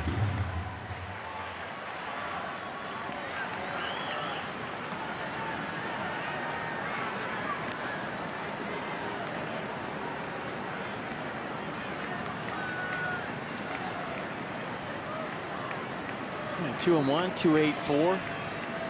15 strikeouts versus just 4 walks. Opponents hitting .233, fastball, curveball, slider.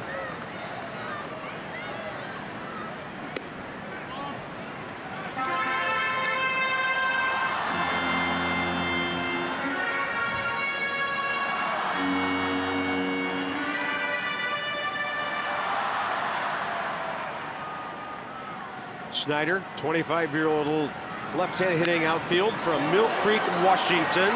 Good play by Stammen on the reaction. And luckily for him, the ball right toward first base. Able to finish things off to LaRoche for the first out. They get into a big league game, throw a fastball down the middle, and that one looked like it was going to hop, stayed down. It was a nice job to keep it in front. But from where he hit that ball, it looked like it might come up. It didn't. It hugged the ground, and that ball was ticketed for center field. Good play by Stammen.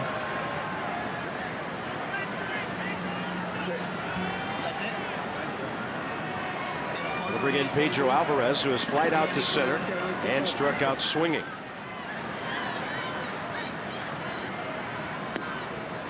Craig Stammen missing with that breaking ball low.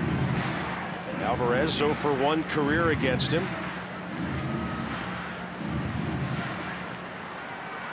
Well, 7 for 29 coming in tonight off lefties, but just 11 for 64, a 172 average early in the season for Alvarez versus righties.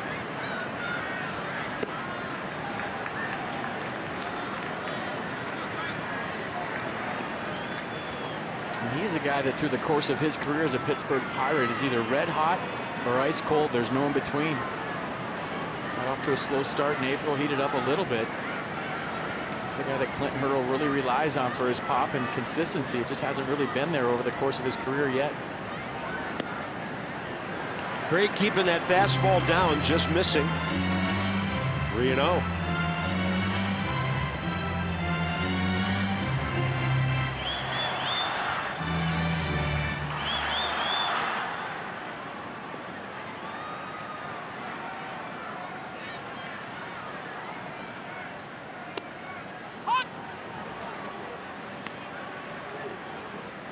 Alvarez out of New York City. High school player of the year at Horace Mann. Went on to Vanderbilt, where he was an All-American. Pirates made him the 2nd overall player taken back in 08. 3 balls, 1 strike. Good fastball. Tailing action at 91. Mercedes-Benz will track it. Just great command of the fastball. You fall behind a 3-1 count. You have first base open and a right-hander on deck. You don't have to give in right there if you're Craig Stammen, but a perfectly placed 2-seam fastball. Probably go there again after that swing.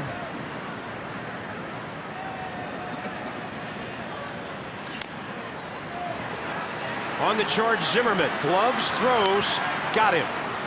Smooth as ever on that play. 2 outs.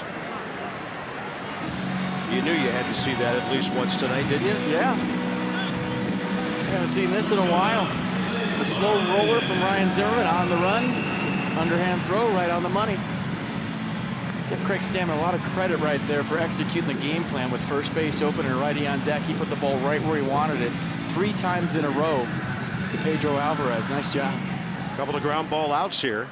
That'll bring in the number 8 man, Clint Barmas. A.J. Burnett is on deck. Barmas hitting 176, but a pitcher on deck. So make quality pitches here.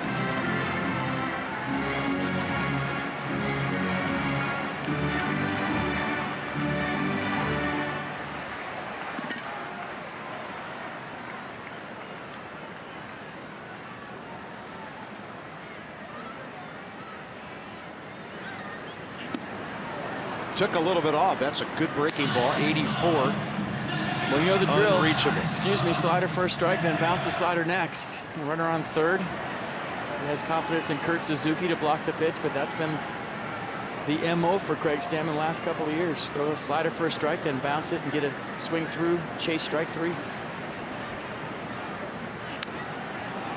All right, maybe the heater inside sets that up.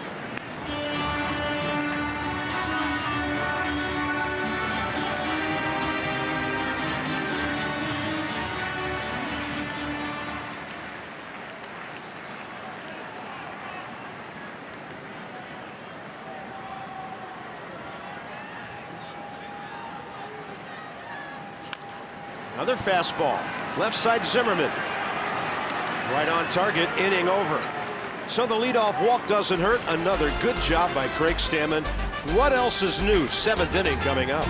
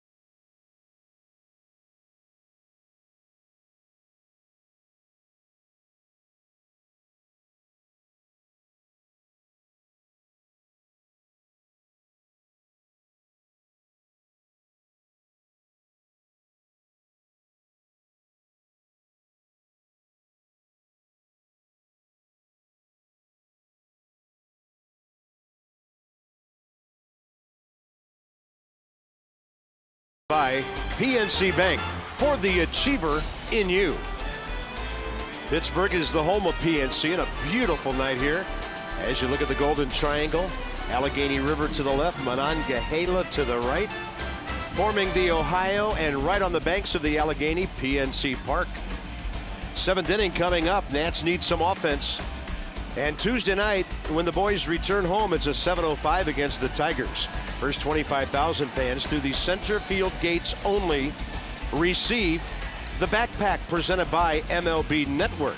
Go to nationals.com/tickets. That's while supplies last. Some restrictions apply. Travis Snyder stays in to play right field. In fact, he'll have 3 infielders right in front of him, because Adam LaRoche is coming up to lead off the top of the 7th. Adam has singled to left center. He has walked and scored. And Clint Barmas stays at shortstop, and Pedro Alvarez moves all the way over on the other side. Plays a little second base.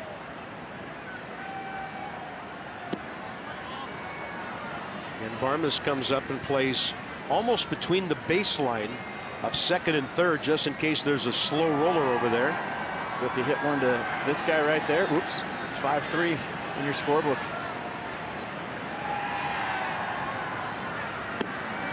Adam takes it 2-0. He's had good career success against Burnett, 7 of 19. But once again, finds himself in an offensive count. Yep. You know, I talked to Steve Blass before the game. Great Pirates pitcher, longtime broadcaster, and he saw Adam as much as we have. And he said timing is just everything with him. When he's got it right, he is unstoppable. And we feel like the way he's seeing the ball, he's just getting closer and closer to having that timing locked in.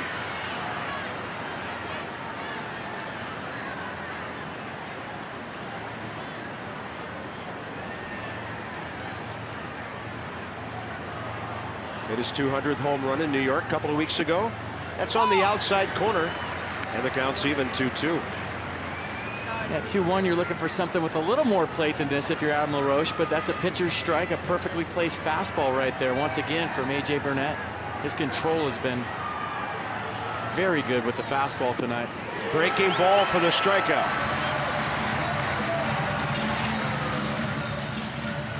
Yeah, fastball command good, and then he's got this with 2 strikes. He's usually throwing it to right-handers. This time LaRoche, bottom drops out. Not a lot of side to side on that. Got on top of that one, straight down, almost 12-6. Tyler Moore, base hit up the middle last time up. The hardest hit ball of the night by a National. A one hopper right to McCutcheon out there that Got LaRoche to second base, and from there Espinosa drove him in with a base hit.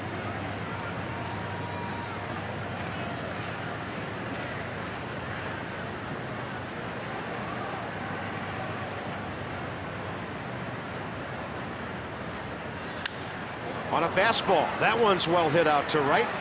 Snyder playing well off the line, and he grabs it. That'll bring in Danny Espinosa with 2 outs. MLB.TV celebrating 11 years. Millions of fans use it every day. Every out-of-market game live online on your favorite mobile and connected device in HD quality. MLB.TV Premium. MLB.TV, baseball everywhere.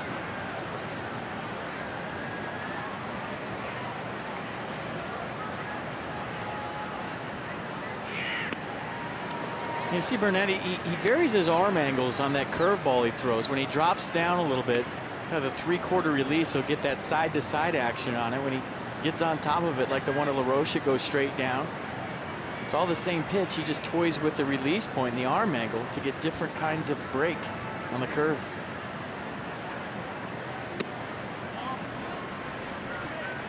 Two balls and no strikes.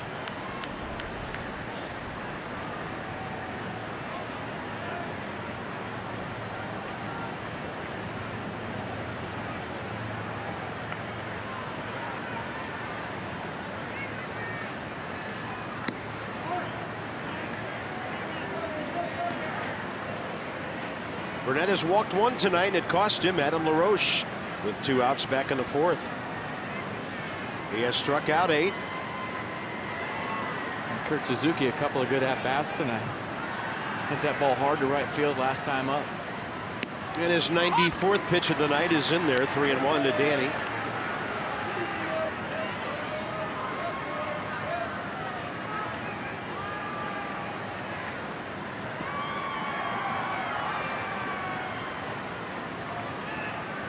Pitcher's batting spot not that far away. Matthews throwing.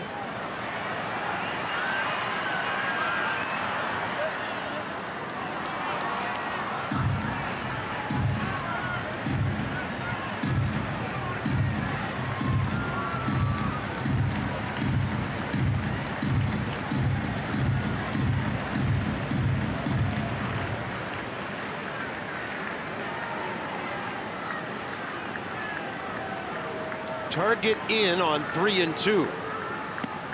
Oh my.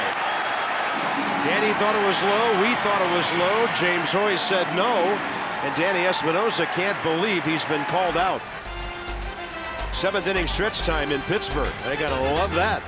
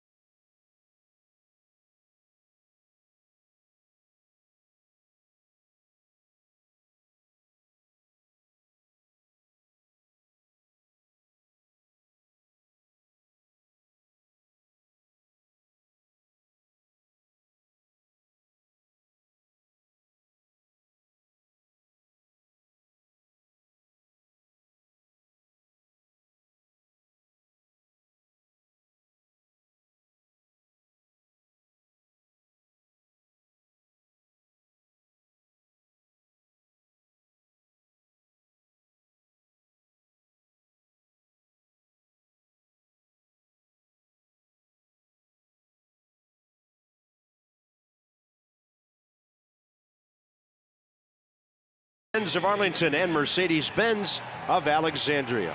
Andrew McCutchen 3 for 3. What else is new? A home run. Danny Espinosa RBI for the Nats. They're only 1 of the night. And A.J. Burnett now 96 pitches through 7. Andrew McCutchen, what new? First time up, 2 outs. Bottom of the first, a long home run to left field. And how about Jordy Mercer? Just clearing the wall and left to put the Pirates up 3-1. Yeah, just cleared the wall, just called up today. A.J. Burnett batting here, bottom of the 7th.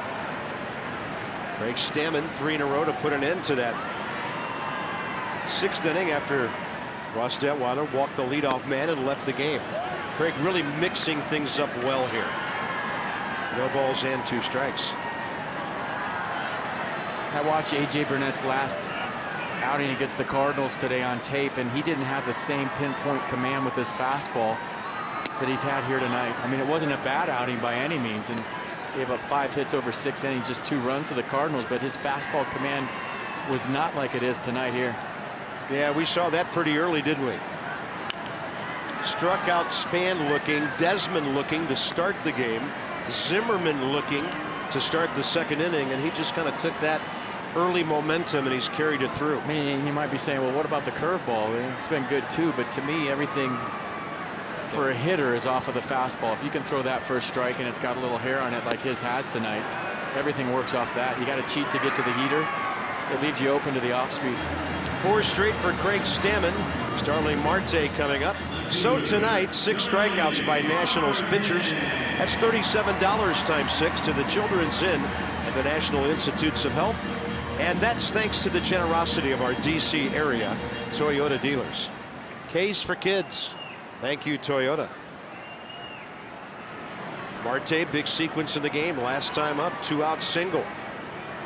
Kept the inning alive so that the rookie Mercer could hit a home run.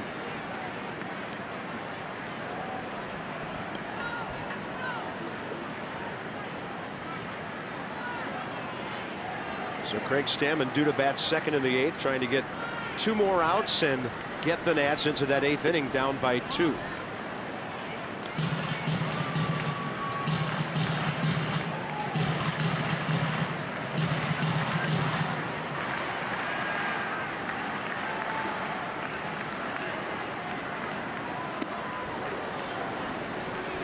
That's a good point you make. Just keep this game right where it's at. And as good as Burnett has been tonight, he's at 96 pitches, so it'll be interesting to see how long Clint Hurdle goes with him. And just hang around, you never know. Pretty good fastball to jam him there. Actually took a little bit off. 85. Well, and there's another reason to get the next 2 guys. Not only because of who he is, and that's McCutchen, who's somewhere behind Clint Hurdle, but McCutchen is 3 for 4 career against Stammen with 2 home runs. 2 balls and 2 strikes to Marte. Well, the back end of Hurdle's bullpen's been so good. He's always got that in his back pocket. Melanson's been good in the 8th, and Grilly, as we mentioned, reliever of the month in April, the 9th. 10 for 10, perfect in saves. Yeah, their setup guy Melanson, a former closer with Houston, Boston for a while. Joel Hanrahan is in Boston now, the former Nat and Pirates closer. Great pitch, ball 3. It did look like it was off the plate, totally handcuffing Marte right under his hands. Nissan will track it. When you strike out on a close pitch and you're standing out on defense, you're wondering maybe where that pitch was. I'm sure Danny Espinosa had a long look in there asking, that was better than the one I just struck out on. And then he takes a breaking ball into left field.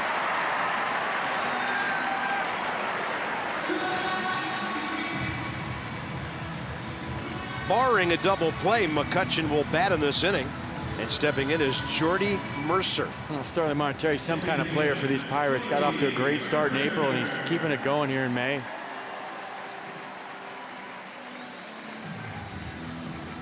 "35 hits in April, most in a month, tied with Matty Alou and Nate McLouth in 2008. Matty Alou in 1969.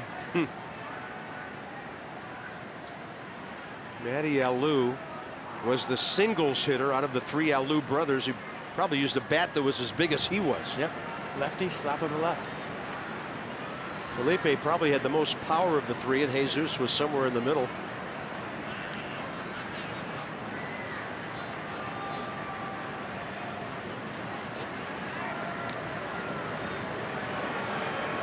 talking about Felipe Alou today with the first coach I ever had in A-ball, David Joust. He's a coach with the Pirates this year. He was my first coach, and Felipe was the manager in West Palm Beach, Florida in 1989, just a couple minutes ago. Standing up with a steal, his second of the night, Marte. He is 9 out of 11 this year. I mean, he had such a good jump. Nobody was covering at second base.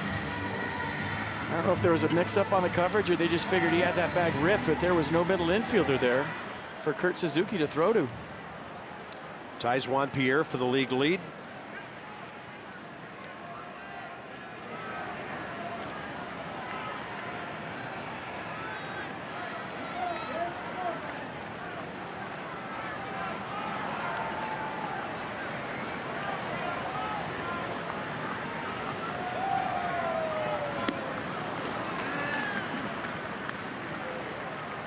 Man, check out the jump from Marte right here. Suzuki looking to throw, and I don't know if there was nobody there. He just felt like the bag was stolen, so he just ate it. There was nobody there. There was nobody covering on that steal.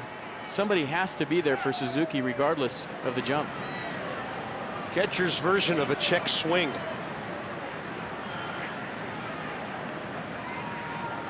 Two balls, no strikes. Stammen bounces one. I mean, there's been physical errors early in the season for the Nationals, and that's one thing. That's part of the game, but I've seen more mental errors this year early on than I've seen all last year. It's been puzzling at times, no doubt about it. You can live with the physical ones. That's baseball. The mental ones, those are rough.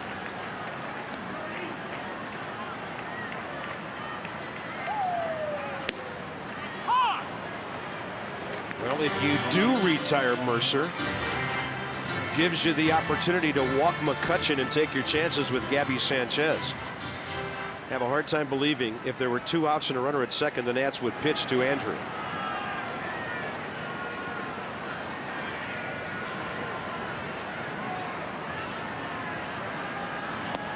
Now they have to.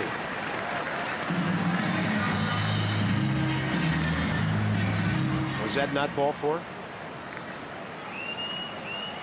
Nope, umpire's got a different signal. The scoreboard had 3-1. We had 3-1. Somewhere along the line, a strike that nobody knew about. Right down the middle. It's 3-2 now. And a steal of third uncontested for Marte. Well, I'll tell you what, he is 0 to 60 in about 1 step. You talk about fast and top speed quick. Watch how fast. Nobody really paying attention to him. He steals third base easily. Infield has to be drawn in now.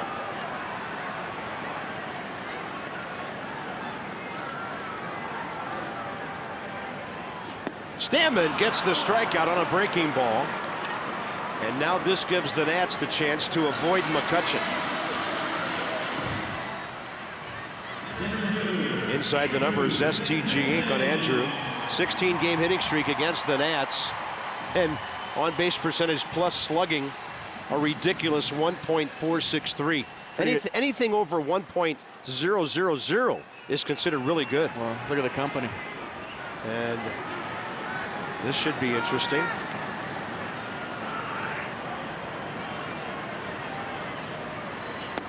I think he's just going to slide him and trust Kurt Suzuki to block. It's like Hollywood Squares right there. I'll take Kurt Suzuki to block, please.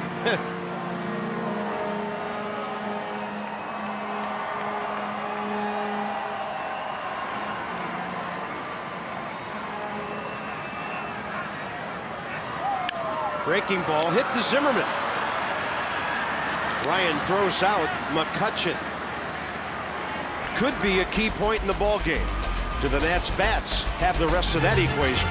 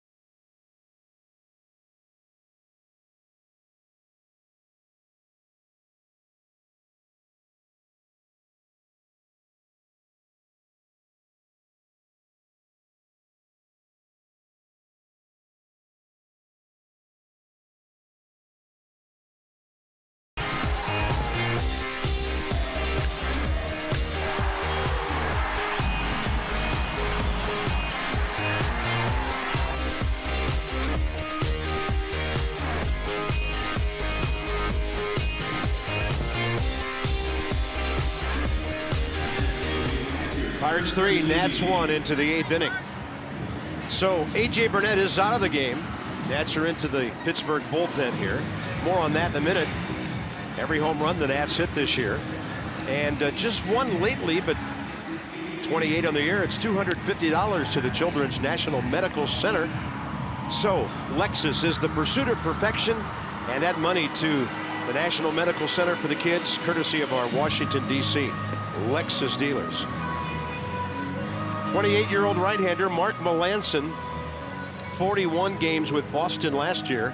2 years ago when the Nats saw him, 20 saves with Houston.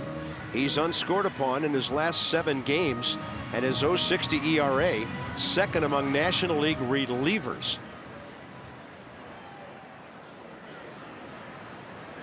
So I have to do a make good, and I'm going to tell you why in a minute. Kurt Suzuki leads off.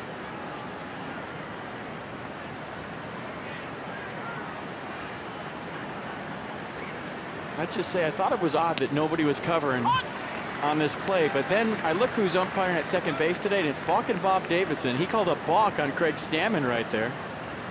Oh, really? And that's why it was a ball 4, and that's why nobody was covering. Unbelievable. But just a little arm signal to second base that we all missed. So that's why that whole thing happened the way it did. All right, Marte. And that is a doesn't have 9 steals anymore. You can mark that EFP in your scorebooks. No, I just put BBD. Balk and Bob Davidson. I should have known just looking at the scorebook.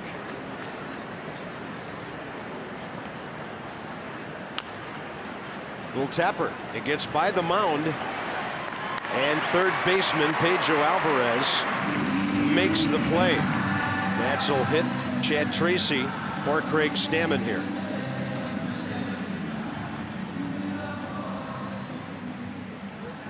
Tonight's copyrighted broadcast presented by authority of the Washington Nationals Baseball Club and may not be reproduced or retransmitted in any form, and the accounts and descriptions of this game may not be disseminated without the express written consent of the Washington Nationals.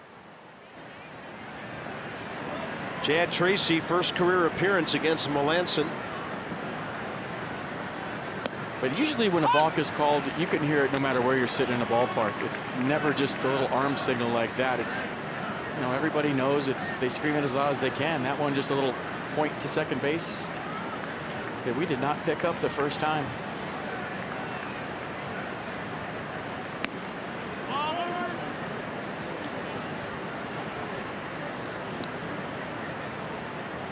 And Nats pinch hitters 5 for 38 this year.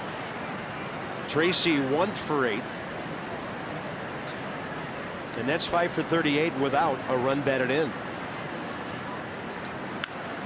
Well hit. Off the glove of Alvarez. Extremely well hit, but catchable, and the Nats get a break. Well, that ball was smoked. Alvarez put his glove up. It didn't stick in there, and Chad Tracy with a nice swing the other way. Now let's see what happens on this one. Good piece of hit, and he just reaches out and misses it. It'll be interesting to see how they score that, but either way, the tie and run is at the plate in the form of Denard Span. Roger Bernardino will pinch run for Chasey.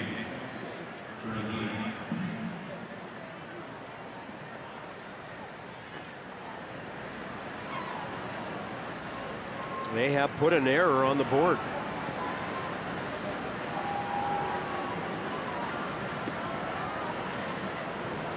Denard Span 0 for 3. Great speed in the box and at first. Rogers got to stay home. Nats need him on base until they drive him in. They've already lost 1 runner on a pickoff tonight. It's a good swing by Chad Tracy regardless of how they scored it. It's nice to see him going hard the other way. A lot like Adam LaRoche, that's how you know he's starting to lock it in too.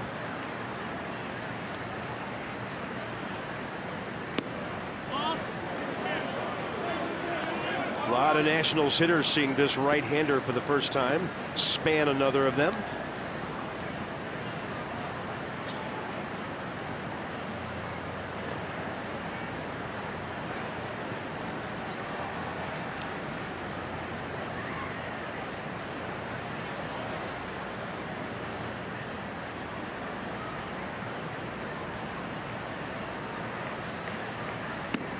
Fastball outside corner.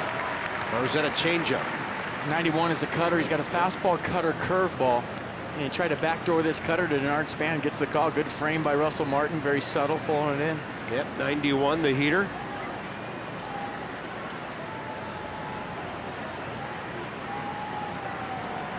And he throws that cutter almost half the time, or a little over half the time, excuse me. Doesn't throw the fastball that often.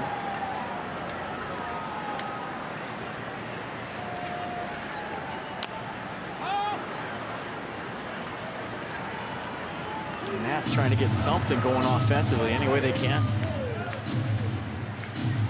Ian Desmond hit the ball hard last time, lined out to Mercer. He's 0 for 3 tonight, trying to keep that 9-game hitting streak alive. 1 on, 1 out, top of the 8th. Bats have been quiet all week. The last 2 nights, the pitching was so impressive.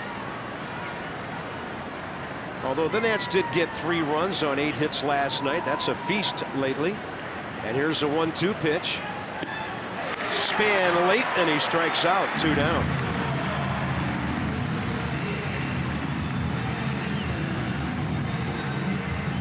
Get the latest Nats news the moment it happens. Delivered direct from Masson to your mobile phone. Text Nationals to 29292. This is where, if you're Davey Johnson, you're hoping that Ian Desmond runs into one right here, right now.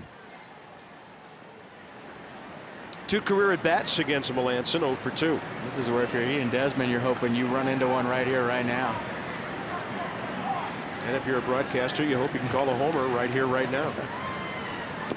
First pitch off speed.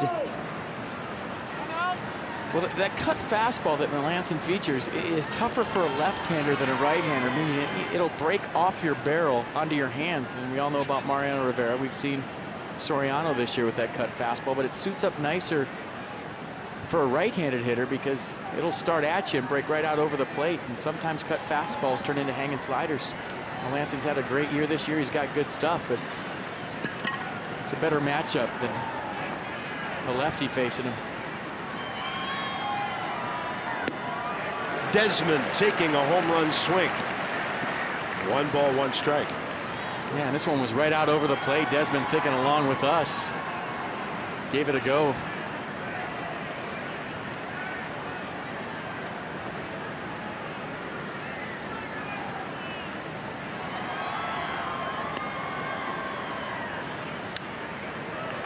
Another big rip.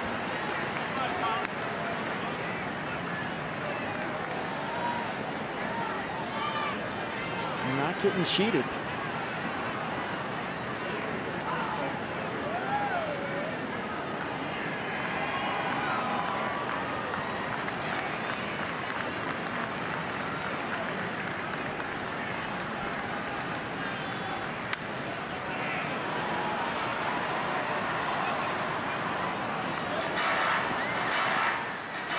I mean, when you think about home runs and the ones we've seen here tonight, it's been to the pull side and left center field, but the kind of power that Ian Desmond has,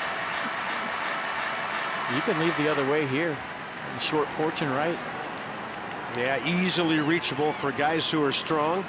At a 1-2 count here, a lot of hitting room right side as they hold Bernardina here with 2 down.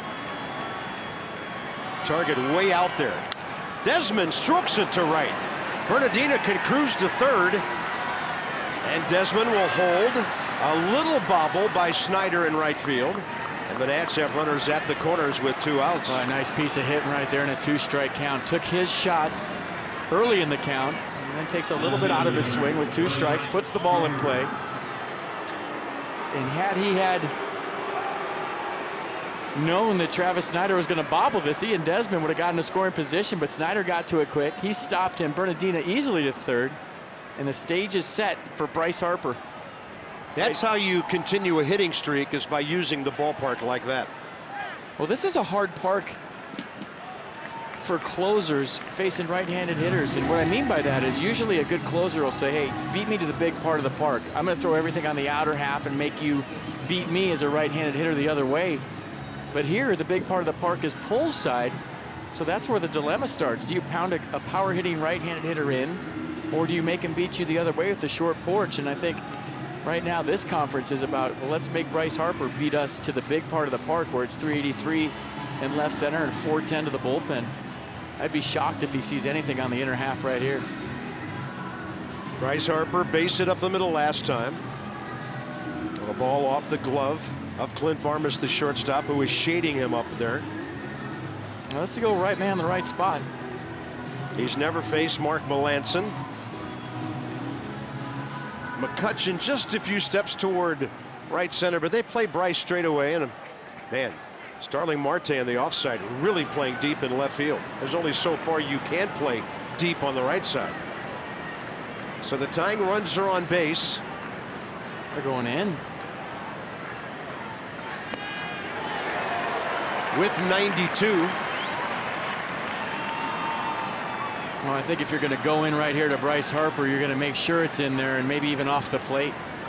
First pitch cutter. That round goes to Melanson.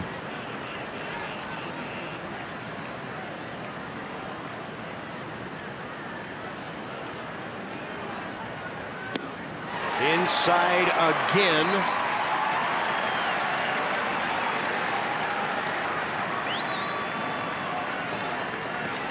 He's going in there, but it's more for effect, and Bryce Harper's offering at it.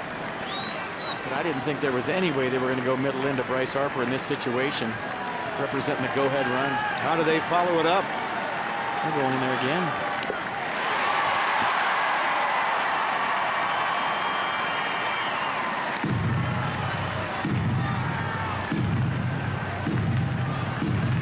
Third base, Bernardina. First base, Desmond. Two of the fastest guys on the team. Eighth inning. Down by 2.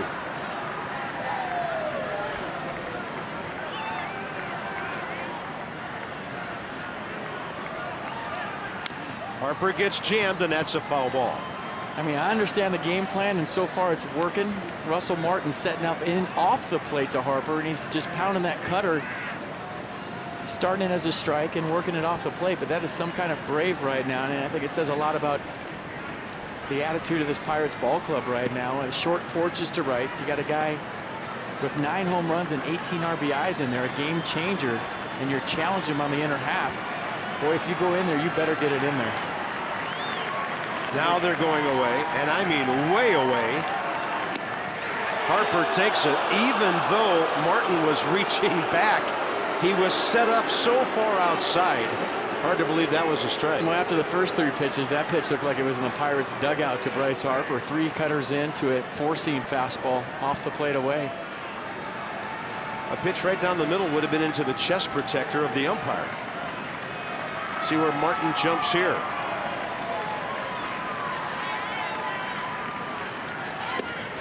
Harper can't reach it, and Mark Melanson hit some serious spots with his fastball in that 8th inning. The Nats have stranded 5, still down 2.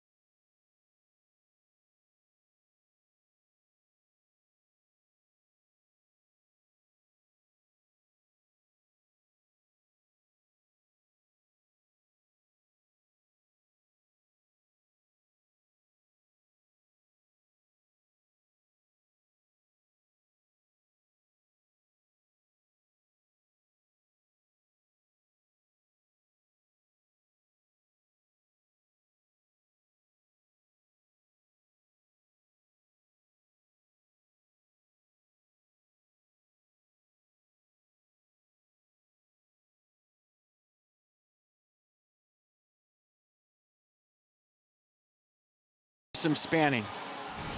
And Denard Span, first step quickness. A.J. Burnett right here with a line drive up the middle. Span all over it.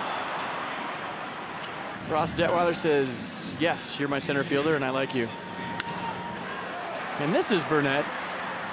Got him mixed up, but another good play by Denard Span. And Ross Detweiler says, yep, you're my center fielder and I really like you now. Roger Bernardina will stay in and play center field.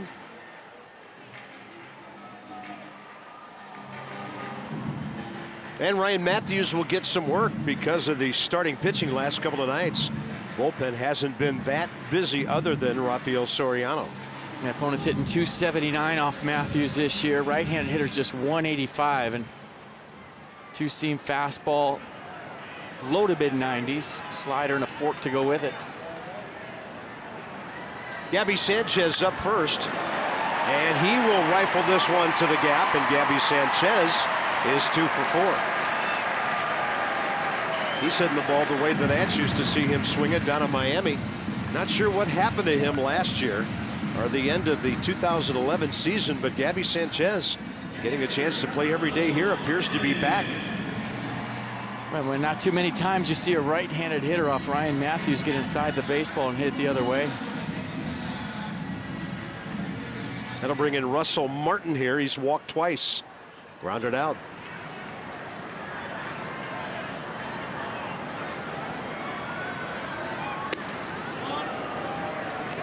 .93 tailing inside. So that was Gabby Sanchez, second hit in 3 career at-bats against Matthews. Russell Martin has never faced him.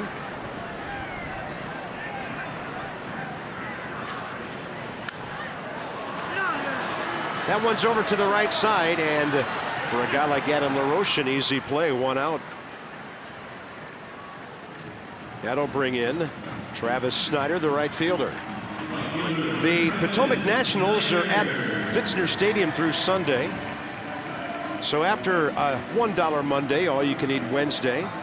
Best fireworks in minor league baseball tomorrow, and then on Sunday the kids eat free. PotomacNationals.com. Yeah, but what do they eat free?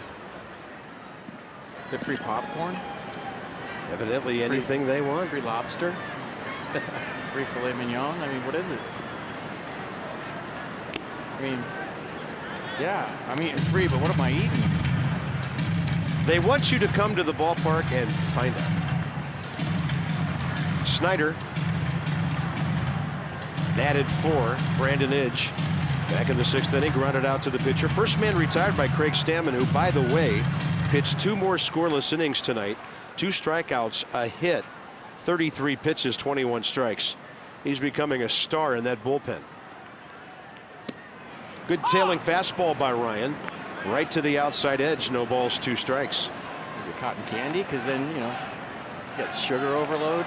You know, it's too bad they're leaving town. You could go Monday or Thursday and find out. You have 2. You would have had 2 different nights to choose from. Tooth decay night after that. I mean, what are we doing there? Breaking ball low.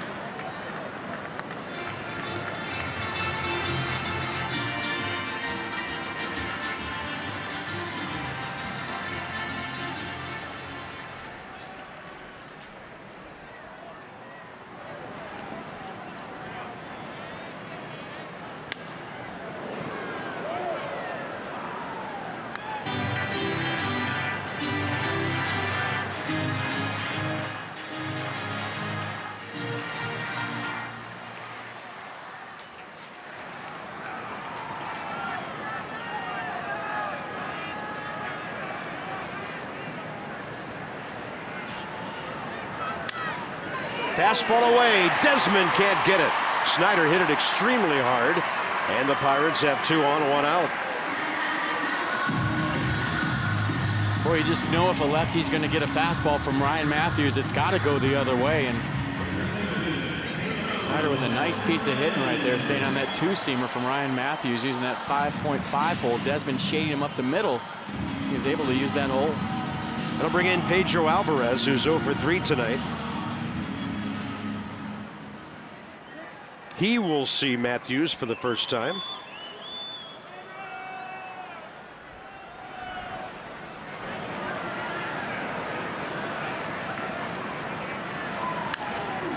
And he was hacking at a fastball away.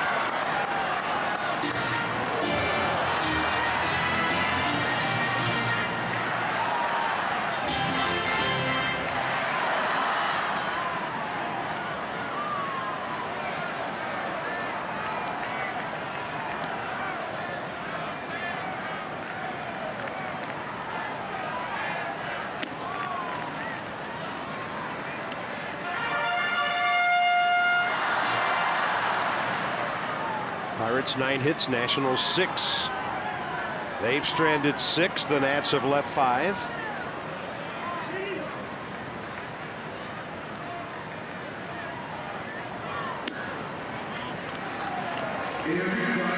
It's been since Sunday at Cincinnati since Ryan Matthews has pitched, and if you talk to sinker ball guys with good two-seamers, they like to pitch a lot. They like to be a little bit fatigued. When they're strong, they throw that sinker through the sink.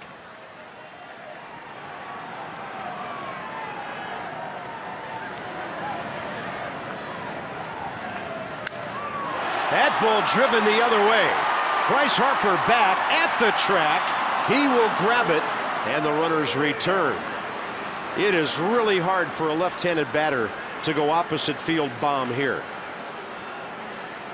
Yeah, it was up too, and to my point right now, Ryan Matthews' sinker is more of a runner, and it's up in the zone. That's probably because he's too strong. And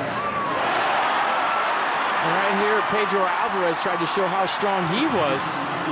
And that's a home run, a lot of ballparks, not here at PNC. That ball was touched. Well, Pirates going for a knockout punch here. Garrett Jones will be the pinch hitter. He is 0 for 1 career with a pop-up against Ryan Matthews.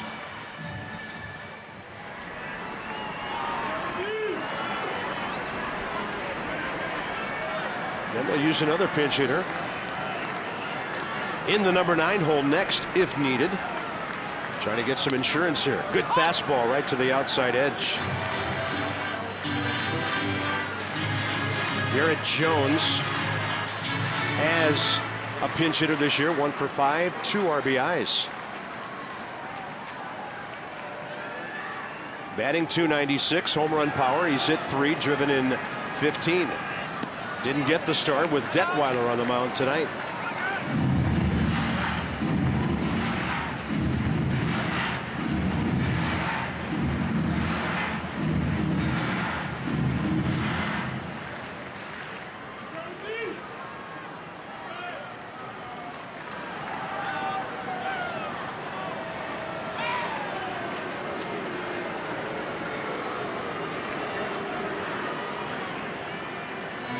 Change of the signs right there. Runner on second base for a while. Long look in there. And Matthews saw something he didn't like. He and Desmond maybe too. Call out the catcher. Mix up the sequence a little bit. Change your signs.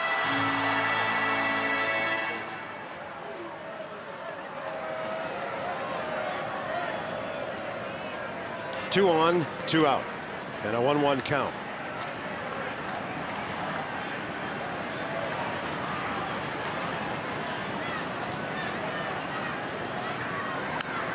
High riding fastball. You know, those Miami Hurricanes work it. They'll do whatever it takes. Gabby Sanchez, a former Hurricane, out there at second base. You never know.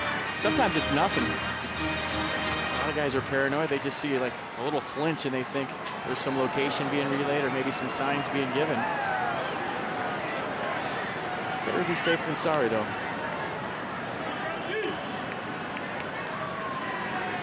Matthews throws a breaking ball, and that's Roger Bernardino waiting for it. Here we go, top of the 9th. Zimmerman, the cleanup hitter. Adam LaRoche, who's been on twice, and Tyler Moore straight ahead.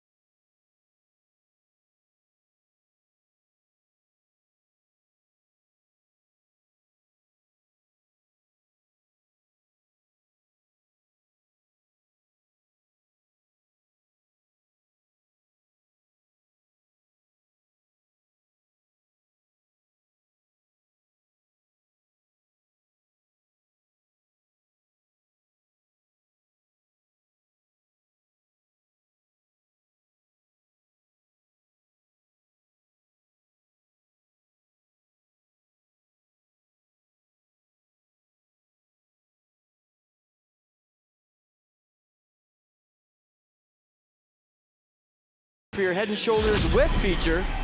We're going to go back to that matchup between Melanson and Harper, and I just feel like as we show you this, that the injury might have had something to do with Bryce Harper getting to these inside pitches. And if you saw the left side of his body where he hit the fence in Atlanta, there's a huge bruise, and it just doesn't seem like he's getting the pitches that he normally does. He was looking in there on that last fastball. He threw it away again. So trying to do whatever he can to help his ball club, but you can tell he's not quite at 100%. Infielder, new shortstop, John McDonald. Assuming it's a double switch, he would be batting ninth. Let's hope the Pirates have to bat. And batting eighth and pitching their closer, Jason Grilli, who had 5 career saves coming into the season. This guy's been in the big leagues off and on since 2000. He had 1 for the Bucks 2 years ago, 2 last year, and now he's looking for number 12 tonight. Yeah, 2 pitches, fastball, slider. Fastball's averaging 94 miles an hour this year. That's the highest average he's had in his career that started in 2004. Ryan Zimmerman, and that is no swing, says John Hirschbeck. Ryan 1 for 6 career against the right-hander, who's been with the Marlins, White Sox, Tigers, Rockies, Rangers, now 3rd season here in Pittsburgh.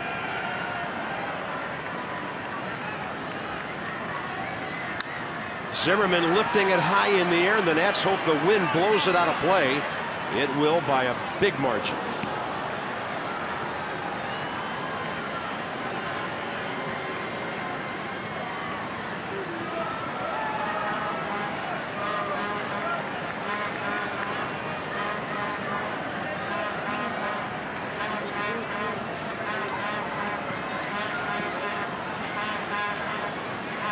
League hitting 143, 18 strikeouts in 12 innings, 4 walks. Guy figuring out a lot of things at the age of 36. Zimmerman jammed, and he hit it hard, got the barrel around, didn't miss the bag by much. Julie, Ryan Zimmerman back with the ball club tonight. Didn't get to rehab a whole lot because of weather in Potomac. That's right. He did miss some time, but he said of this recent stint in rehab, he said, you know, nobody really wants to do it, but it provided him with a little bit of a silver lining. He said that it kind of put things into perspective for him, and it kind of takes you back to your roots and helps you remember what life was like before the majors. And reminds you just how lucky he is to be playing at this level and to be back at this ball club. And Davey Johnson had to say that, you know, he looked good in his workout. No restrictions on him. Yeah, not many guys at high A ball throwing the ball like Jason Grilli is right now. I mean, he just drilled that fastball in there. So here's Adam LaRoche with a shift coming on. A base hit, a walk, and a run scored for Adam tonight.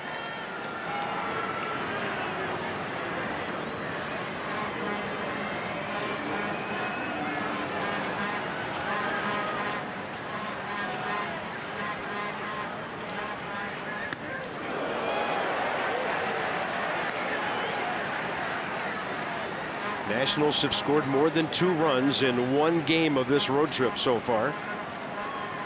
There's the big shift that sends the 3rd baseman over there to a second base position near the umpire. And a 1-0 to LaRoche is in there, counts even.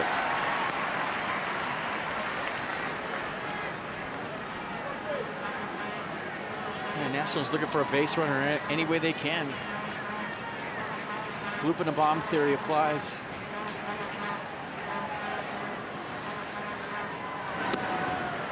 That time Grilli missing low and away. He has 6 consecutive saves. Mike Williams back in 02, the only other Pirate to have 10 in the month of April. 2 balls, 1 strike. LaRoche, 2-hit night. And for Adam, his first hit in 3 career at-bats against the right-hander Jason Grilli. And Adam is on base for the 3rd time this evening. That'll bring in big, strong Tyler Moore. Yeah, they're digging it over there. Tying run to the plate in the form of Moore because Adam LaRoche is starting to feel it a little bit. Fastball away, stays on it, stays through it. And we talked about just keeping his shoulders square to the pitcher, not closing his front side too much. That's what he worked on in Atlanta. The process starting to take shape here in Pittsburgh. A couple of knocks, a walk. Good night for LaRoche, and the stage is set for Tyler Moore.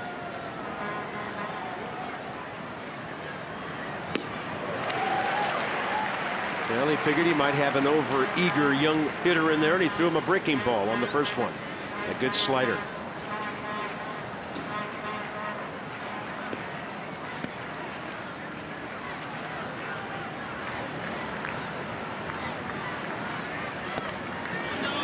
Great take. Almost close enough to be a called strike. Counts even 1-1. It's so hard. You know you represent the tie and run. You're gearing up to tie a ball game up, and you get a couple of sliders to start the at-bat. You can't get off the fastball, though, with a guy that throws 94. Got to stay on it. That is upstairs. 2-1. Top of the zone. Didn't get the call.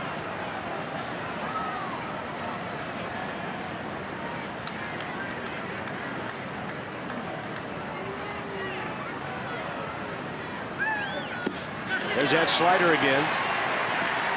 James Hoy called it a swing. Might have been a called strike anyway.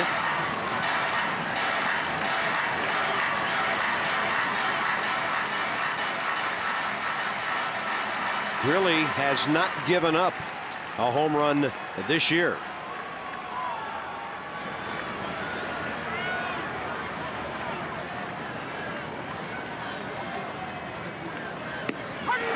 Two outs.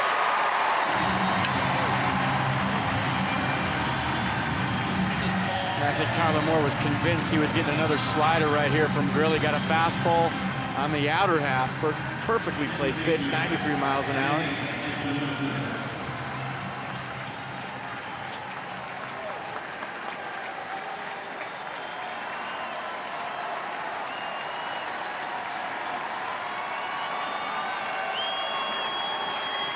Danny Espinosa, 0 for 1 career against Jason Grilli. He has the Nats' only RBI tonight.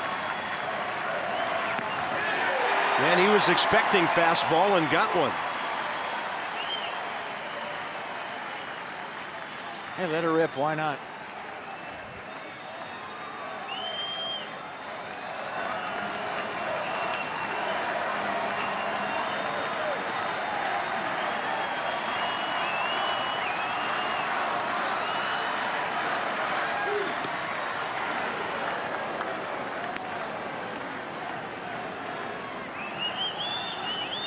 Nats extra. Johnny Holiday, Ray Knight as soon as this one's over.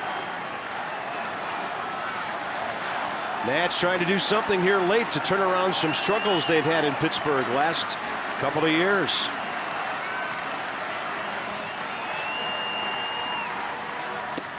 Breaking ball. It sneaks in the back door. 1 ball and 2 strikes.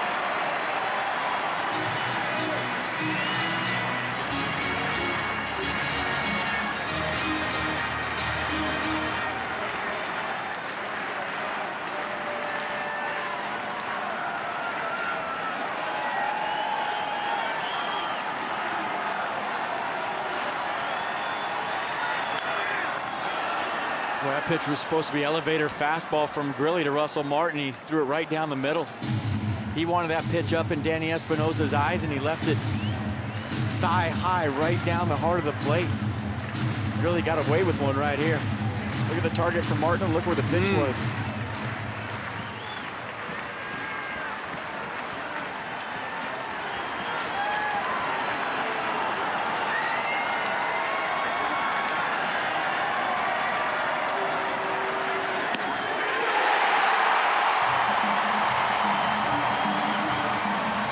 The Nationals strike out 3 times looking in the 9th inning, and the Pirates win game 1, 3-1. It's time for the key to drive of the game. We're going to go back to the 5th inning. Give it to Jordy Mercer tonight.